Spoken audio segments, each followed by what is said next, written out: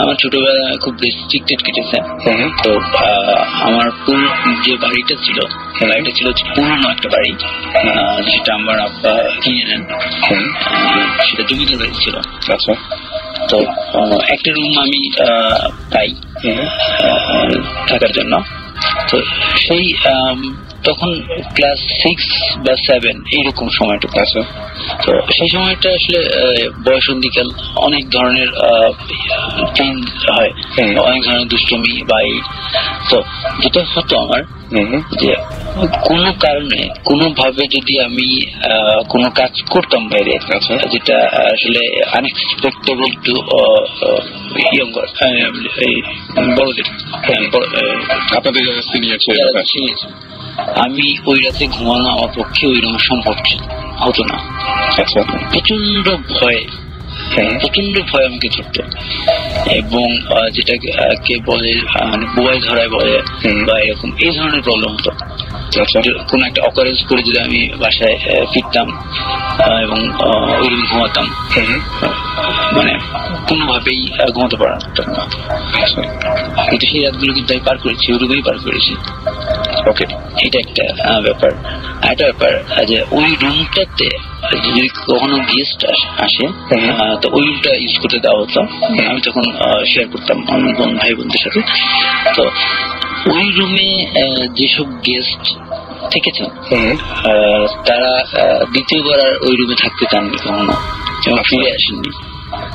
কেউ কেউ তাদের এক্সপিরিয়েন্স বর্ণনা করে গেছেন, এবং কেউ কেউ পুরোপুরি চেপে গেছেন, এবং একসময় দেখা গেছে যে তাদের সাথে আমাদের অনেক দূরত্ব তৈরি হয়ে গেছে। আচ্ছা, মানে কেউ পরে ওইটা বলেনি যে কি হয়েছে? ওই ঘরে আসলে কি হতো আপনি কি জানেন বা এরকম? একটা ঘটনা বলি। ওই রুমটা আসলে ড্রয়িং কাম আমার বেডরুম ছিল। তো সোফা আছে এবং আমার বিছানাতে আছে, বালিশ আছে।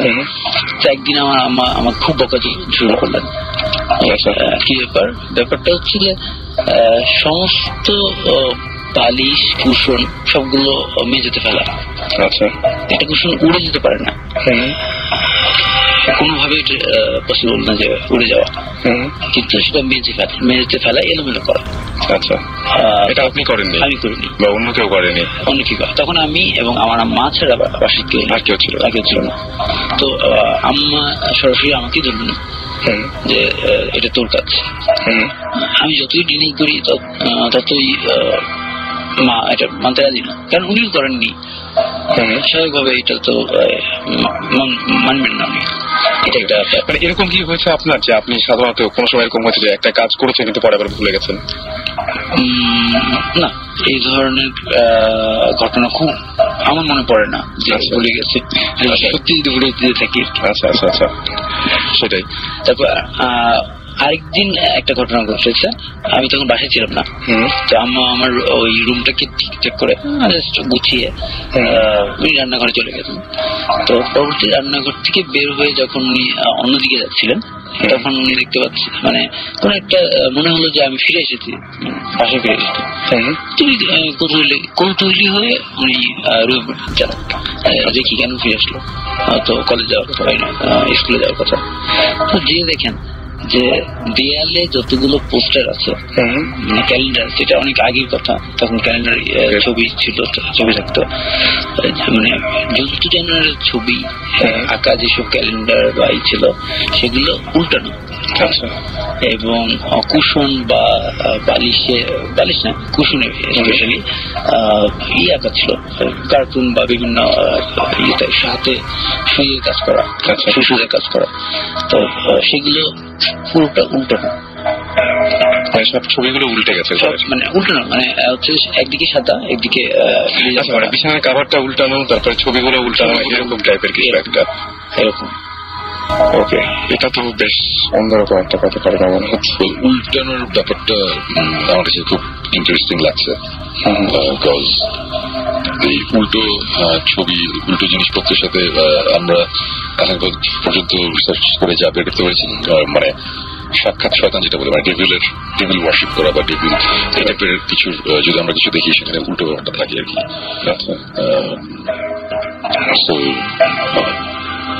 এই যে বাসাটাই ঘটনাটা ঘটেছিল ওই বাসাটা কি এখনো আছে? আনফরচুনেটলি আসলে ওটা ভেঙে ফেলা হয়েছে। এবং মজার জিনিস হচ্ছে যে আমি এখন যে অংশ আছি ঠিক ওই জায়গাটাতেই ফিরে এসেছি। আচ্ছা, মানে আমি অনেকদিন দেশের বাইরে ঢাকার বাইরে বিভিন্ন জায়গায় পোস্টিং ছিলাম, পরে এখন নতুন করে বিল্ডিং করা হয়েছে, তো যে অংশটুকু যে বেডরুমটা অ্যালোকেট করা হয়েছে আমাকে, ওটাই ওই পজিশনে আমি। আচ্ছা, ওইখানেই এখন অ্যাপার্টমেন্ট উঠেছে এবং আপনার যে রুমটা হচ্ছে ওই আগের বাসা আগে হয়ে যাবে। আচ্ছা, আপনি কোন ফ্লোরে আছেন এখন আর আগে ওই বাসাটা কোন ফ্লোর ছিল? আমি আছি এখন থার্ড ফ্লোরে, 4 তলাতে। আগে বাসাটা কি একতলা ছিল না দোতলা ছিল? 3 তলা ছিল। 3 তলা ছিল। আপনি নিচের তলায় কে থাকে? এখন কে থাকে মানে নাম জানা দরকার। এই মুহূর্তে হচ্ছে ডুপ্লেক্স। আচ্ছা, নিচে হচ্ছে আম্মা। এবং আমার এখন ওখানে কোনো সমস্যা হয় না নাকি? এখন এই ধরনের কোনো সরাসরি কোনো সমস্যা হয় না। সেই সমস্যাগুলো তো বাসাতেই হয়েছে, যে লিখতে গিয়ে কাগজ কলম খুঁজে না পাওয়া, তারপরে লেখার মাঝখানে SMS পাওয়া, এগুলো কিন্তু আবার ওইখানেই হচ্ছে। এই টাইপের জিনিসপত্র তো অ্যাকচুয়ালি কি বলবো, আমি যেটা বলবো যে এই টাইপের সিনারিও আমাদের এরকম হয়েছে যে আমরা স্পেসিফিক একটা বাসাতে যাচ্ছি ইনভেস্টিগেশনের কারণে, আমরা যাব কিন্তু আমরা অনেক সিগন্যাল পেয়েছি যে না এখানে যাওয়া ঠিক না। এই ধরনের ঘটনা কিন্তু আমাদের মধ্যেই হয়েছে। ইভেন এরকম একদিন ঘটনা ঘটেছে যে জিব্রানের মা আন্টি উনি কল দিয়ে বলেছে বাসায় আসতে। আমরা তখন যাচ্ছিলাম এক স্পেসিফিক একটা জায়গায়। তারপরে বাসায় যাওয়ার পরে উনি বলেছে দেখো বাবা তোমরা তো এরকম খারাপ একটা জায়গায় যাচ্ছ। ফার্স্ট ইনভেস্টিগেশন, রাইট, আমাদের ফার্স্ট ইনভেস্টিগেশন, অফিসিয়াল ইনভেস্টিগেশন। আমরা যাচ্ছিলাম তখন আঙ্কেল কল দিয়ে বলে যে আসতে হবে। গেলাম, আন্টির সাথে কথা হলো। আন্টি বললো যে উনি একটা স্বপ্ন দেখেছে, স্বপ্নটা কি উনি এখনো আমাদের বলেনি। বাট উনি এই কথা বলে যে স্বপ্নটা কি হয় এটা আমি তোমাদের বলতে পারবো না, বাট আমি এতটুকু জানি তোমরা একটা খারাপ জায়গায় যাচ্ছ, সো তোমাদের প্রিকশন নেওয়া উচিত, তোমরা এখন ওখানে যাও না। তোমরা উনি একটা স্পেসিফিক একটা জায়গার কথা বলেছিল যে ওখানে একজন লোক আছে, তার সাথে গিয়ে দেখা করো। স্বপ্নে কোনো একটা সিগন্যাল বা কিছু একটা পেয়েছে। এবং জিনিসটা আমরা সিরিয়াসলি নেই ওই কারণে না, জিনিসটা খুব ইন্টারেস্টিং লেগেছিল দেখে আমরা পরবর্তীতে ওই বাসায় না গিয়ে আমরা অন্য জায়গায় গিয়েছিলাম। আচ্ছা, এবং এই স্পেসিফিক যে বাসাটার কথা বলছি, এই বাসায় সেকেন্ড টাইম আমরা যখন যাওয়ার অ্যাটেম্প্ট নিলাম তখন হাইওয়েতে রাত 12টার সময় আমাদের গাড়ি নষ্ট হয়ে যায়। সারা রাত আমরা একটা জঙ্গলের ভিতরে বসেছিলাম। অনেক ঘটনা আছে, এগুলো আমাদের সামনে এপিসোডে দেখা যাবে। বাট এই ধরনের সাইন, এই ধরনের সিগন্যাল আমার মনে হয় মাঝে মাঝে আমরা পাই। এখন আমরা এটা কিভাবে নিব সেটা হচ্ছে তার নিজের ব্যাপার। বাট আমাদের লেটলি আমাদের যেসব এক্সপিরিয়েন্স হয়েছে আমরা খুবই সিরিয়াস ভাবে খুবই সিরিয়াস ভাবে নিই, যে কারণে আমরা তো এই টাইপের ঘটনা ঘটলে তখন আমরা বলি যে একটু আগে থেকে একটু প্রিকশন নিয়ে রাখা ভালো, প্রিকশন নেওয়ার দরকার আছে। আমরা সিরিয়াসলি নেই, but we also do it. But because আমরা আমরা এখন আমরা প্রফেশনাল বলি আর যে বলি, আমার কথা একটা সেটা হচ্ছে যে আমরা জিনিসটা করছি এটা আমরা দেখি আমরা করছি। আমি এখন আমরা যদি বলি যে এখন সবাই করো তাহলে হবে না, সেটা আসলে না। বিকজ আপনি we're all single unfortunately and আমাদের প্রথম থেকেই লাইফস্টাইল একটু ডিফারেন্ট ছিল। আমরা আসলে এরকম রেসপন্সিবল বা সকালে অফিস যাই ওরকম না। আমরা আমার কথা হচ্ছে কালকে ধরুন 3 জন গায়েব হয়ে গেলাম, তেমন কিছু হবে না, তেমন কিছু হবে না, অ্যালবাম পাবে না আর কি। আমি যেটা বলতে চাচ্ছিলাম যে সবার তো অ্যাকচুয়ালি এগুলা করা পসিবল না, সবার রাতের পর রাত সবার টাইম নেই, এটা পসিবল না। সো এখন এই টাইপের জিনিসপত্র হলে আমার মনে হয় যে যদি নিজের উপর কনফিডেন্স থাকে তাহলে আগানো উচিত, আর না হলে আমার মনে হয় জিনিসটা খুব ভালো হয় যদি আমাদের কাছে ট্রান্সফার। মানে আমরা রেডি, আমরা যে কোনো জায়গায় যেতে রাজি আছি, আমাদের কোনো সমস্যা নাই। আমরা এরকম একটা কুয়ার নিচেও আমরা নেমেছি যেখানে মানুষজন নামলে নাকি আর উঠে না, মারা যায় ভিতরে। আচ্ছা, আমাদের অক্সিজেন সিলিন্ডার মাস্টার্স নিয়ে আমাদের নামতে হয়েছে, কিন্তু আমরা নেমেছি দেখার জন্য যে কমিউনিটি অ্যাকচুয়ালি কি। আমি নামছিলাম, ওই ব্যাপারটা হচ্ছে ওইটাই যে আমরা করছি ফাইন, মানে আমরা নিজেদের ঢোল নিজে পিটানোর জন্য এগুলো বলছি না, বলছি যে অ্যাকচুয়ালি একটু হলেও এক্সপিরিয়েন্স থাকা উচিত এইসব জিনিস হ্যান্ডেল করতে। ওনাকে আমি এই কারণে জিজ্ঞেস করলাম যে উল্টা ছবি উল্টা ছবি কিন্তু এই টেবিলের সাইন এগুলো। সো এখন কিছু হয় নাকি? এখন যদি এই ছোটখাটো ওই যে ইয়ে খুঁজে না পাওয়া এগুলা ছোটখাটো এগুলো নিয়ে কোনো সমস্যা নাই, বা হলেও এগুলো এগুলো জাস্ট প্রথম দিককার একটা সাইন, এটা নিয়ে আর ফার্দার প্রসিড না করলেই চলবে, আমার মনে হয় না প্রবলেম। সো আমরা মনে হয় একটা ব্রেকে যাই না, আমরা একটা ব্রেকে যাই এবং ব্রেক থেকে ফিরে আসার পরে আমাদের তো SMS, আমি তার আগে SMS করার নিয়মটা বলে দিই। এবং ওই যে এই ধরনের কোনো কিছু যে আপনি সমস্যা মনে করছেন শেয়ার করতে, সেটা আপনি ইচ্ছা করে ট্রান্সফার করে দিতে পারেন আমাদের কাছে। এবং সেজন্য আপনাকে করতে হবে শাউট লিখে স্পেস দিয়ে আপনার নাম লিখে স্পেস দিয়ে আপনার মেসেজ লিখে পাঠিয়ে দিতে হবে 9840 নাম্বারে। আর যদি বড় কোনো ঘটনা হয়, যেটা আমরা কি আগামী সপ্তাহে আপনার সাথে জেনে বসবো, এই সপ্তাহে বা এই শোর শেষে আপনি ইচ্ছা করলে আমাদেরকে ইমেল করতে পারেন। ইমেল অ্যাড্রেসটি হচ্ছে bhutfm@radiofurti.fm। এখানে আপনি ইচ্ছা করলে ইমেল করে দিতে পারেন। চলে যাবো গানে, একটা ছোট্ট ব্রেকে যাবো এবং ব্রেক থেকে ফিরে আসবো আবার সবাইকে নিয়েই। আর প্রথম যে গানটা সেটা হচ্ছে ব্যাবাক বিভাগী বাই অর্ণব। চলুন শুনে আসি গানটি।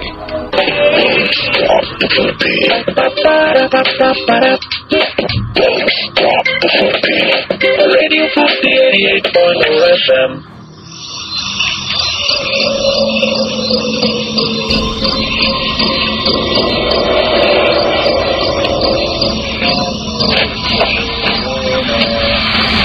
Llegayo, uno pone dos. ¿Qué?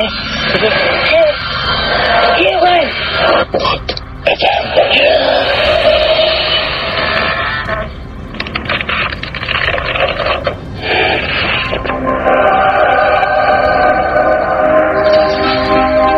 আসলাম আরো একবার, আমি রাসেল এবং শুনছেন সবসময় রেডিও ফুর্তি, চলছে ভূত FM। আর ভূত FM এ SMS তো বেশ কিছু আছে, তবে তার একটা ফোন কল নিব। আর এই মুহূর্তে আমাদের সাথে ফোনে রয়েছেন, তার নামও রাসেল, তার সঙ্গে আমরা একটু কথা বলি। এবং আমি বলি যে আমাদের সাথে এখন জিবরান ভাই, সাকিব ভাই এবং সুমন ভাই সবাই আছেন, আপনাকে সবাই শুনতে পাচ্ছেন। হ্যালো। জি হ্যালো। হ্যালো, হ্যাঁ জি, কেমন আছেন? জি ভালো। ভালো আছেন, ওকে। আপনি আমাদেরকে SMS করেছিলেন এবং বলেছিলেন যে আপনার বেশ কিছু ঘটনা আছে, সেই ঘটনাগুলো একটু আমাদের সাথে শেয়ার করবেন। না আসলে আমি যে একটা শেয়ার করবো চিন্তা করেছিলাম আর কি, সেটা চিন্তা করছিলাম যে আপনাদের সাথে আমি শেয়ার করবো। এখন কিছুক্ষণ আগে আপনাদের যে অনুষ্ঠানে শুনলাম যে আপনাদেরকে বিভিন্ন রকম সাইন দিচ্ছে, এটা আসলে না করলে ট্র্যাকেল দেওয়াটা আর কি। আমার ওইরকম ঘটনার সাথে আসলে আমি অভ্যস্ত না, তো আমি ট্র্যাকেল দিতে পারবো না। আমি যখন জিনিসটা চিন্তা করছি আপনাদেরকে আমি জিনিসটা বলবো। আমি কিছুক্ষণ আগে দেখছি আমার মাথাটা ব্যথা করতেছে, প্লাস চোখ ঝাপসা মনে হচ্ছে, ডিফারেন্স মনে হচ্ছে। সাধারণত আমি এরকম হয় না আর কি, আমার এরকম হয় না। তো আমি আসলে চাচ্ছি না শেয়ার করতে জিনিসটা। আপনার এখন অসুস্থ লাগছে? হ্যাঁ, আমার আসলে অসুস্থ লাগছে, আমি জিনিসটা নিজেই অবাক হচ্ছি, তো আমি চাচ্ছি না শেয়ার করতে জিনিসটা।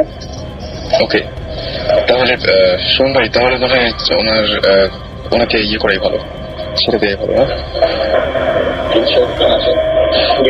শেয়ার করতে না চাইলে অসুবিধা নাই, বাট আপনি যদি কখনো মনে করেন যে আপনি জিনিসটা আমাদের সাথে পার্সোনালি আলাপ করতে চান, মানে রেডিওতে না, তখন জাস্ট এই রেডিও জাস্ট কন্ট্যাক্ট করলেই হবে। আমাদের সাথে আপনাদের যোগাযোগ করানোর ব্যবস্থা রাসেল করবে এবং তখন আমরা আলাদাভাবে আপনাদের কোনো সমস্যা থাকলে আমরা শুনবো এবং আমরা চেষ্টা করবো ওটার কোনো একটা সলিউশন দিতে। ওকে, থ্যাংক ইউ। তাহলে ওকে, thank you so much.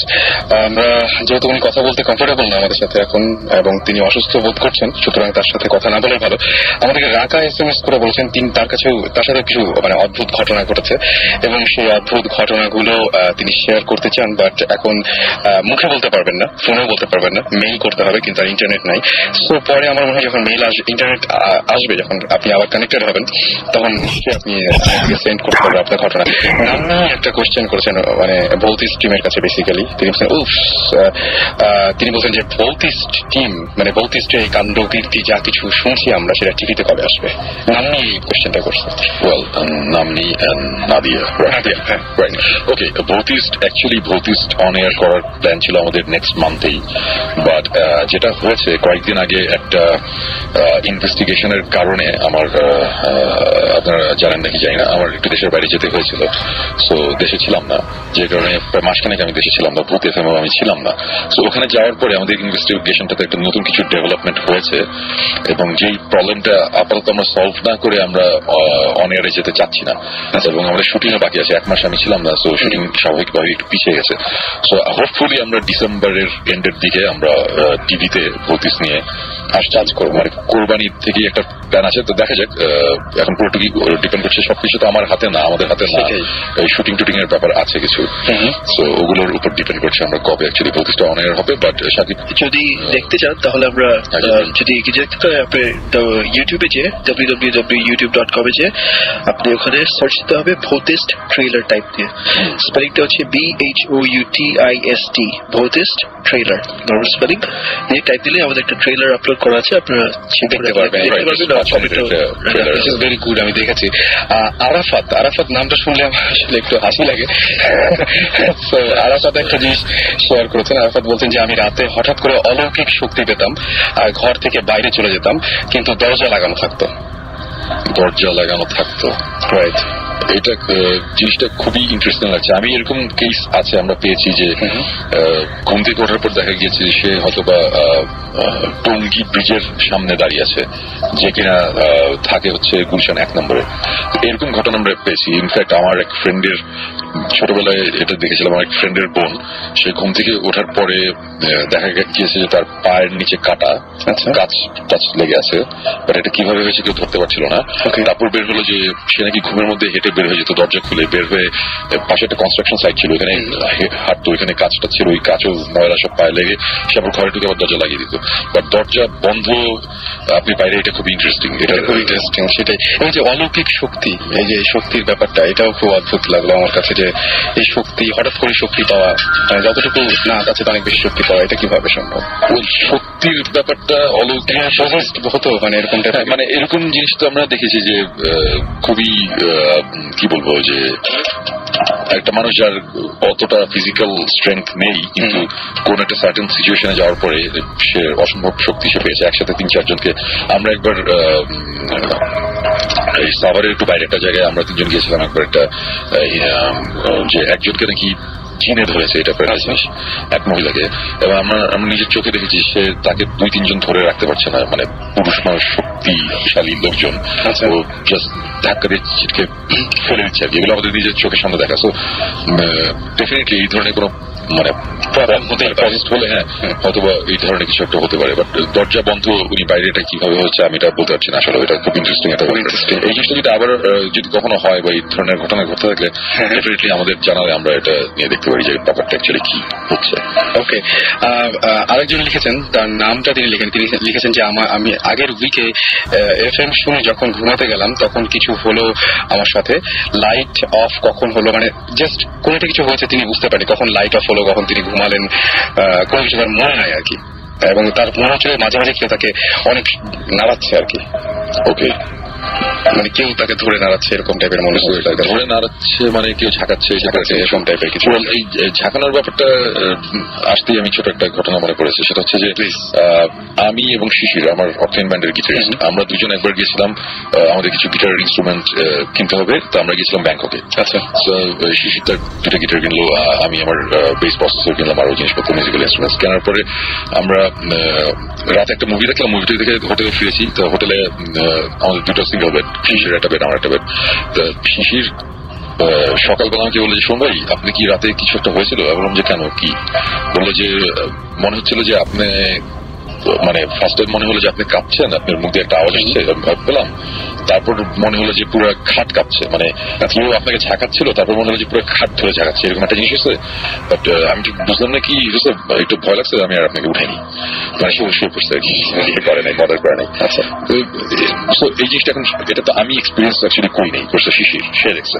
Actually কি হচ্ছে আমি জানি না, বাট এই টাইপের জিনিসপত্র যে অনেকে আবার একটা কথা বলে যে বোবায় ধরে, এই একটা ওয়ার্ড বোবায় ধরে। রাত্রেবেলা অনেক সময় মানুষজনের স্বপ্নে এরকম একটা জিনিস হয় যে কোন একটা ভয়ঙ্কর একটা কিছু হচ্ছে এবং সে মুখ দিয়ে আওয়াজ আসছে না, কথা বলতে পারছে না, দম বন্ধ হয়ে যাচ্ছে, এরকম একটা জিনিস হয়। এটা আমার লাইফে আমার অনেকবার হয়েছে, এবং একটা ঘটনার সাথে আরেকটা ঘটনা কানেক্টেড। আমি অন্য একটা ঘটনায় যাচ্ছি, সেটা হচ্ছে যে তখন ফুয়াদ আমার বাসায় থাকতো। আচ্ছা, তো আমরা 2 জন একসাথেই থাকতাম একই বিষয়ে। তো একদিন রাতে ফুয়াদ কাজ করছে, স্টুডিওতে, আমি তখন আমার রুমে, আমি আমার বেডরুমে। আচ্ছা, হঠাৎ করে ফুয়াদ এসে বলে যে শুনুন ভাই আপনি কি আমার রুমে আসছিলেন, স্টুডিওতে আসছিলেন? আমার যে না আসেনি। বলে ও মাই গড, কেন? বলে যে আমি কাজ করতেছিলাম, মনে হলো মানে আমাদের স্টুডিওটা ছিল যে একটা রুমে ঢুকলে বাম দিকের দরজা দিয়ে ঢুকলে হচ্ছে স্টুডিও, ডান দিকের দরজা হচ্ছে আমাদের অর্থিনের প্র্যাকটিস প্যাড। আচ্ছা, সো আমরা স্টুডিওতে আসি আর প্র্যাকটিস প্যাডে যাই, যেখানে যাই ওই দরজা দিয়ে ঢুকতে হবে। আচ্ছা, তো ফুয়াদ স্টুডিওতে কাজ করছিল, তখন তার মনে হলো যে তার ধারণা যে আমি ঢুকে প্র্যাকটিস প্যাডে চলে গেছি। আচ্ছা আচ্ছা আচ্ছা, তাই বললাম যে না আমি তো যাই নাই। বলছি কি জানি শোন ভাই আমার বুঝতেছি না কি হয়েছে। আচ্ছা এটা কোনো ব্যাপার না বলে আমি কম্পিউটার ছিলাম, হয়তো ফেসবুকিং করতেছি। আচ্ছা, আমি এবার আমার ঘরে ফিরে গেছি। আমি আমার ঘরে ব্যাক করছি, ব্যাক করে দেখি আমার কম্পিউটার বন্ধ। আচ্ছা, আমি বললাম যে কম্পিউটার তো আমি অফ করিনি, কম্পিউটার অন করা ছিল, আমি লগড ইন ছিলাম অনলাইনে, নেটে ছিলাম। সো তারপরে এক্সপ্লেনেশন দিলাম যে এটা আমাদের উইন্ডোজের যেটা কম্পিউটার বন্ধ হয়ে যায়। তো ঘটনাটা এখানেই শেষ হতো, কিন্তু হয় নাই এই কারণে রাতে, তারপরে রাত 4টার দিকে কোনো একটা সময় আমি ঘুমাতে গেছি। একটা সময় আমার এই যে বোবাই ধরা যেটা বলে, আমার কি স্বপ্ন দেখেছিলাম আমার মনে নাই। আচ্ছা, বাট খুব ভয়ঙ্কর একটা কিছু দেখছিলাম এবং আমি দম বন্ধ হয়ে যাচ্ছিলাম, চিৎকার করতে পারছি না, মানে যেটা হয় আর কি। অনেক কষ্ট ঘুম ভেঙে গেছে, তখন ঘেমে টেমে গেছি, খুব খারাপ অবস্থা। এবং তারপরের দিন ফুয়াদ আমাকে বলতেছে যে শোন ভাই কালকে রাতে বেলা এটা কি দেখলাম না দেখলাম, বাট তারপরে যখন ঘুমিয়ে গেছি আমার বোবাই ধরছিল। একই ঘটনা দুজনের। হ্যাঁ, এখন আমি তখন বলে যে কয়টার সময়, বলে আমার তো মনে নাই, আমি তখন ঘুমাইতে গেছি কখন, বলে আমি 4:30 দিকে ঘুমাইতে গেছি। আমি আমার বেডরুমে আমার সিলিং এ একটা ঘড়ি আছে, যেটা ওই যে লেজার ঘড়ি, মানে রে মারে একটা, মানে অন্ধকারের মধ্যে একটা দেয়ালের মধ্যে একটা ইয়ে পড়ে লেজারের ঘড়ির টাইমটা। সো আমার ঘুম ভাঙলে আমি প্রথমেই ঘড়ির দিকে তাকাই। সো আমার মনে ছিল এটা 5টা সামথিং, 5টার পরের ঘটনা। আমি যখন ফোনের সাথে আমি মিলে দেখলাম সে 4:30 দিকে ঘুমাতে গেছে, তারপরে হয়েছে সে জানে না টাইমটা কখন। তো মোটামুটি আমরা আন্দাজ করলাম যে সকাল হওয়ার আগে আগে ওরকম একটা সময় সেম টাইমই মোস্ট প্রবাবলি আমাদের দুজনেরই একই ঘটনা ঘটে এই ইনসিডেন্টটা হয়েছিল।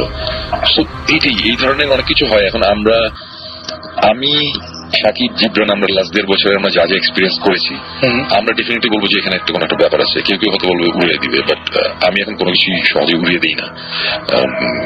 বিশেষ করে এই লাস্ট যে ট্যুরটা হলো, রিসেন্ট যে ট্যুরটা, বছরের এক্সপেরিমেন্টের পরে, মানে এক্সপ্লোরিং এর পরে, তারপরে এই আমাদের এই এক ইনভেস্টিগেশন নিয়ে যখন এরকম একটা অবস্থার মধ্যে আমরা পড়েছি, আমরা একটা ইনভেস্টিগেশনের মাঝখানে যে আমরা সবাই যেতেও পারছি না, এখানে ভূত এফএমও আছে, এখানে অন্যান্য কাজও আছে সবার। তো এই কারণে আমার ইউনাইটেড স্টেটস আমার যেতে হয়েছিল, শাকিব এখানে ছিল।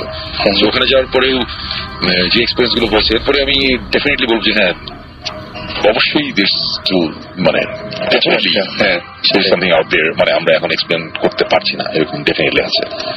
আমরা এমনিতে এখন যে রিসেন্ট যে ট্যুরটা আপনি করে আসলেন, শেষ করে আসলেন, সেখান থেকে কোনো কিছু যদি শুনতে পেতাম, মানে আমার মনে হচ্ছে তার আগে আমি একটু বলি যে যারা আমাদের SMS করছেন, অনেকে SMS করছেন, আমি দেখতে পাচ্ছি আমাদেরকে SMS করছেন, মিঠু SMS করেছেন, জাহিদ, অনিক, অপু SMS করেছেন, তাসমিয়া, এছাড়াও প্রসূন, আরিফ, তৌসিফ, জিম, নাদিয়া নামের এসএমএসটা আমরা পড়েছি, জিয়া, বেনজির SMS করেছেন, লিখন SMS করেছেন, বাশার, এবং এছাড়াও আবির, প্রত্যাশা, না এটা প্রত্যাশা না, প্রত্যাশা, তারেক, তারপরে ঈশিতা, তুষার সহ আরো অনেকে। এবং আমার যেটা মনে হয় যে আপনারা সবাই SMS করছেন, যারা SMS এখনো করেননি, আমি এই SMS গুলো আমরা সবাই সেভ করে রেখে দিই, এবং এই উইকে না হলেও নেক্সট উইকে আমরা ডেফিনেটলি সেটা পড়ার চেষ্টা করি, বা এই জায়গাগুলো থেকে আমরা মেইনলি আপনাদেরকে কল করি এবং এখানে নিয়ে আসি। সো আমাদেরকে SMS করতে থাকুন, এবং SMS করার নিয়মটি হচ্ছে শাউট লিখে স্পেস দিয়ে আপনার নাম লিখে স্পেস দিয়ে আপনার মেসেজ লিখে পাঠিয়ে দেবেন 9840 নম্বরে। এবং যদি আপনি ইমেল করতে চান শোর পরে, এই ভূত FM এর পরে, তাহলে আপনি ইমেল করতে পারেন। সেই ইমেলটা হচ্ছে bhutfm@radiofurti.fm। সুতরাং আপনি ইচ্ছা করলে আপনি পাঠিয়ে দিতে পারেন। ভূত স্পেলিংটা কি? BHOOT ভূত FM একসাথে।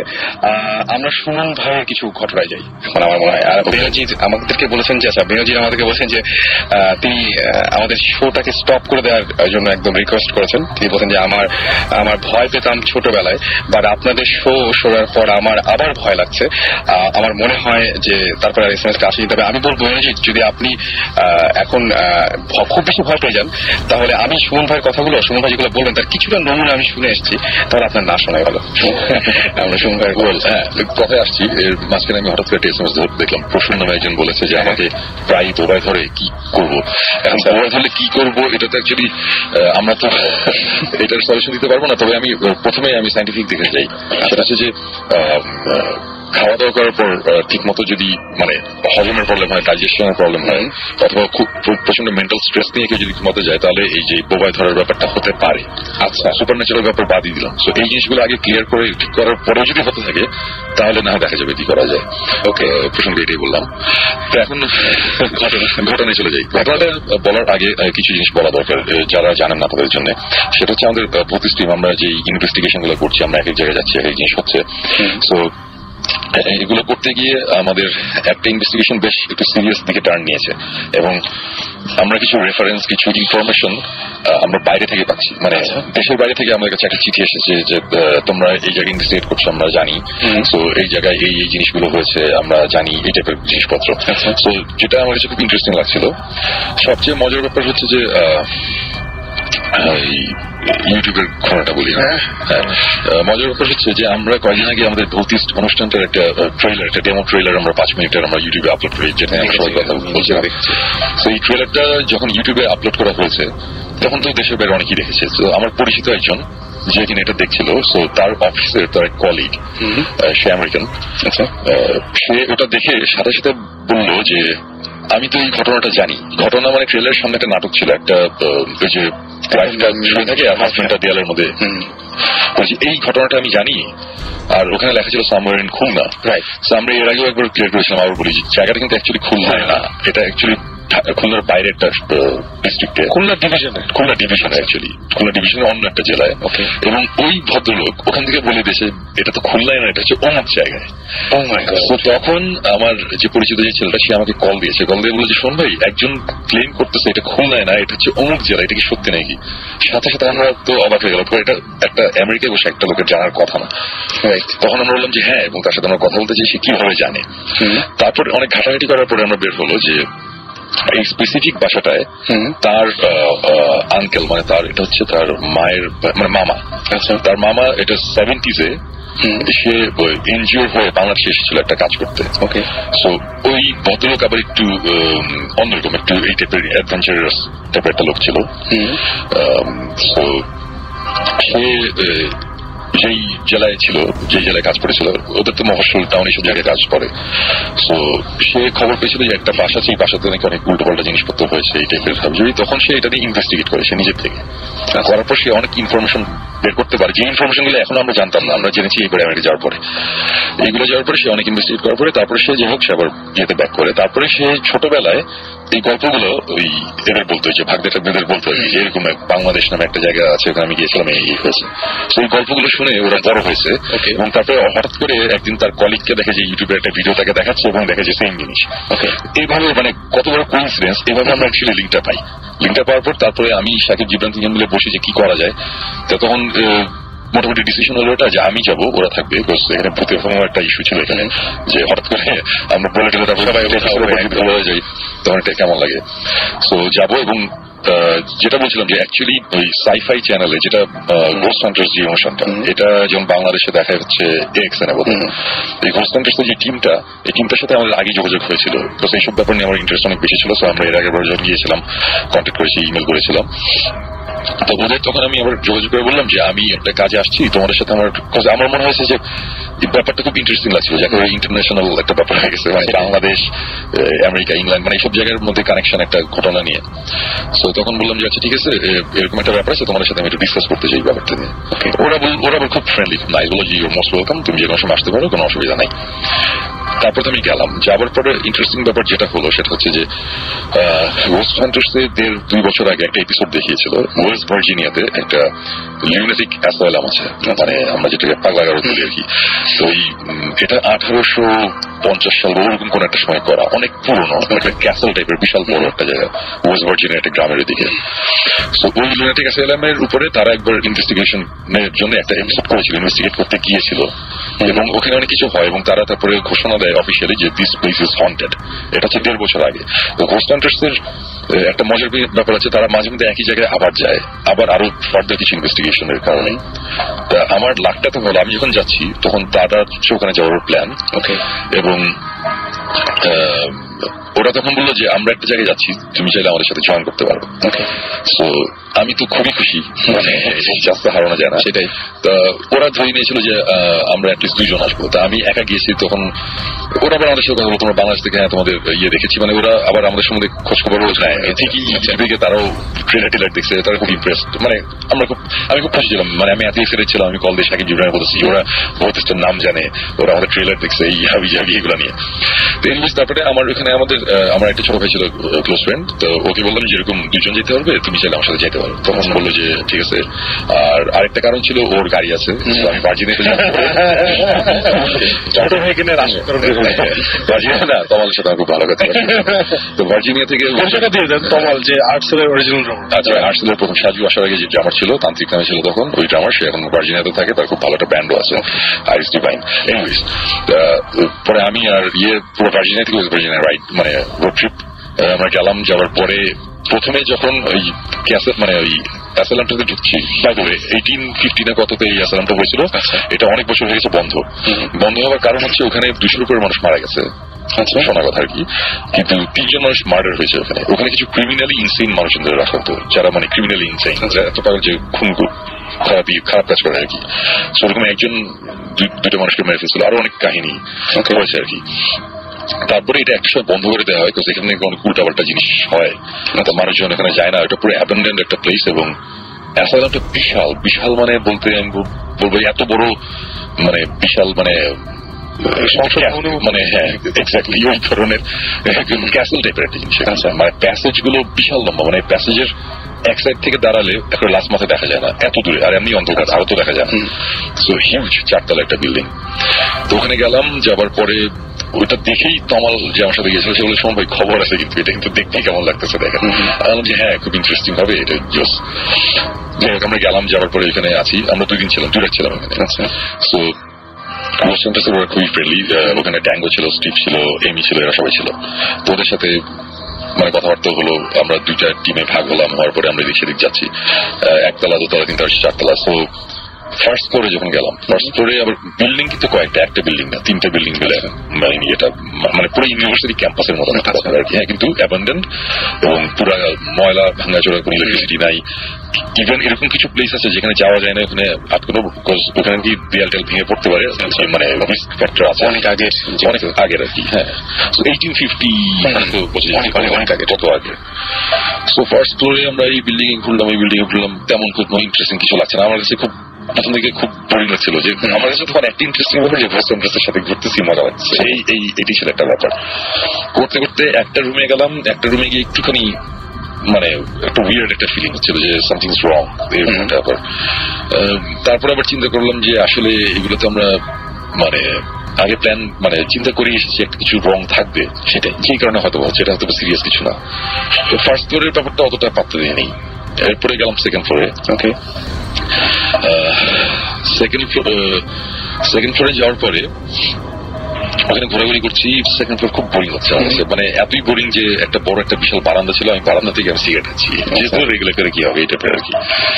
এই করতে করতে হঠাৎ করে ট্যাঙ্গো একজন আছে, ওই যে আগে এক সময় ম্যাজিশিয়ান ছিল, এখন ঘোস্ট হান্টিং করে, মজার পাবলি। তো ট্যাঙ্গো এসে বলতেছে তুমি কি লিলি রুমে গেছো?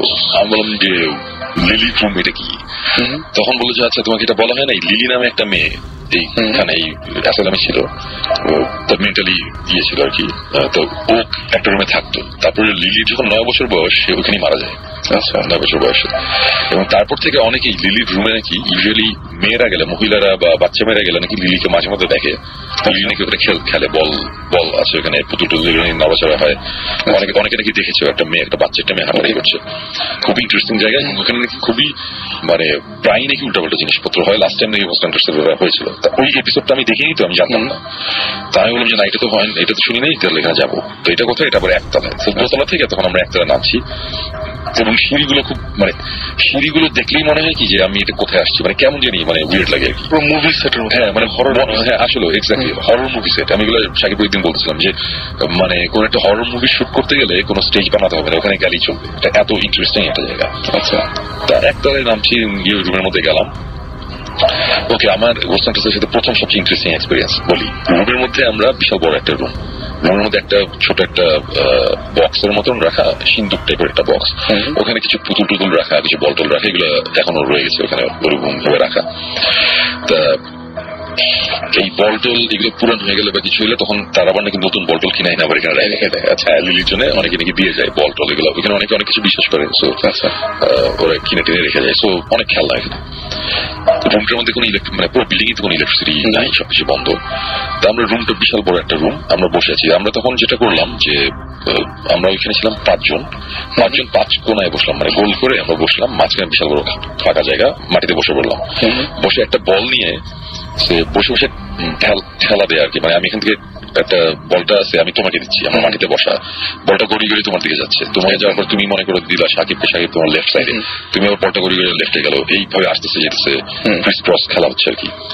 এগুলো হচ্ছে। আর এর মধ্যে ওই এইমি যে মেয়েটা, এমি ঘোস্ট হান্টার্সের, সে হঠাৎ করে কথা বলা শুরু করলো। সে বললো কি যে লিলি তুমি যদি এখানে থাকো, মানে ওর কথাবার্তা ছিল, তুমি যদি এখানে থাকো কাম জয়েন আস, আমাদের সাথে খেলো। আমি বলতেছি কি ব্যাপার, লিলি টিলা ডাকতেছে, কি আসবে নাকি মামার বাড়ি নাকি, এটা যে বললাম আসো খেলো, সে খেলবে। তা তখনও আমি কিন্তু বিরক্ত, আমি মনে মনে বলতেছি যে আচ্ছা ঘোস্ট হান্টার্সের সাথে ছবিটা তখন নিশ্চয় মনে হচ্ছে যে অনেক বেশি কিছু আমরা দেখেছি। হ্যাঁ, আমরা 1.5 বছর অনেক ছোটখাটো অনেক জিনিস মিস করতেছে। সন্ধ্যায় গিয়েই প্রথমে আমাদের যেটা গতকালকে সন্ধ্যায় ফ্রেশ যে গল্প বলছিল যে একতলা প্রথমে প্রচন্ড বোরিং লাগছে সন্ধ্যায়, দুতলায় গিয়ে দেখছে এটা আরো বোরিং। তখন সন্ধ্যায় কোথাও বলছে দূর এখানে কিছু নাই, হরর অবস্থা যে মানে শুনে হচ্ছে হ্যাঁ নাই, মানে হাউ ডু ইউ নো তোমার কোনো পাওয়ার টাওয়ার আছে নাকি? আচ্ছা, তোমাকে কোনো সুপার পাওয়ার না, সুপার পাওয়ার নাই, বাট আমি অ্যাটলিস্ট বুঝতে পারি কোথাও যদি কোনো রকম ইমব্যালেন্স থাকে কোনো কিছুতে, আমি এটা বুঝতে পারি। ওরা আবার এটা থেকে খুশি, মানে এই টাইপের জিনিসপত্র। মানে আমি বলতেছি কি ব্যাপার, আমরা না আসছি ঘোস্ট হান্টার্সের কাছে, ঘোস্ট হান্টার্স তো আমাদের কাছে আসে না, মানে ইয়ে লাগছিল আর কি। এনিওয়েজ, ঘটনা যেটা সেটা হচ্ছে যে ফার্স্ট এনকাউন্টার আমরা খেলছি, মানে বল নিয়ে খেলা আর কি, মানে গড়ি গড়ি বলটা তোমার দিকে আসে যাচ্ছে। এক সময় ওই থেকে কে বলটা মেরেছিল আমার ঠিক মনে নাই, এক সময় একজনের নাম বলতেছি, বাট কেউ একজন বলটা মারছে আমার কাছে। সো বলটা আমার দিকে আসছে, হ্যাঁ সোজা গড়ি গড়ি সোজা বলটা আসছে।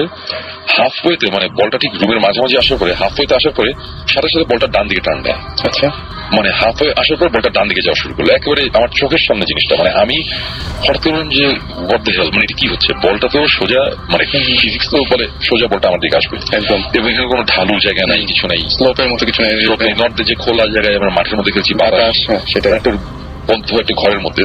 স্লোপ থাকলে বল আস্তে আস্তে মানে একটা স্লো কারণ ওই স্লোপ টোপের এক্সপ্লেনেশন এগুলো তো মনে মনে কয়েক মাইক্রো সেকেন্ডে চিন্তা করছি, করার পরে আমি বলছি এটা কি হচ্ছে। বলটা ডান দিকে যাওয়া শুরু করলো এবং বলটা ডান দিকে যেতে যেতে অনেক দূর চলে গেল, বলটা পুরো রুমের লাস্ট মাঝে চলে গেল, এবং বিলিভ মি লাস্ট মাঝে গিয়ে বলটা থেমে গেল, থেমে আবার বলটা ব্যাক করা শুরু করলো।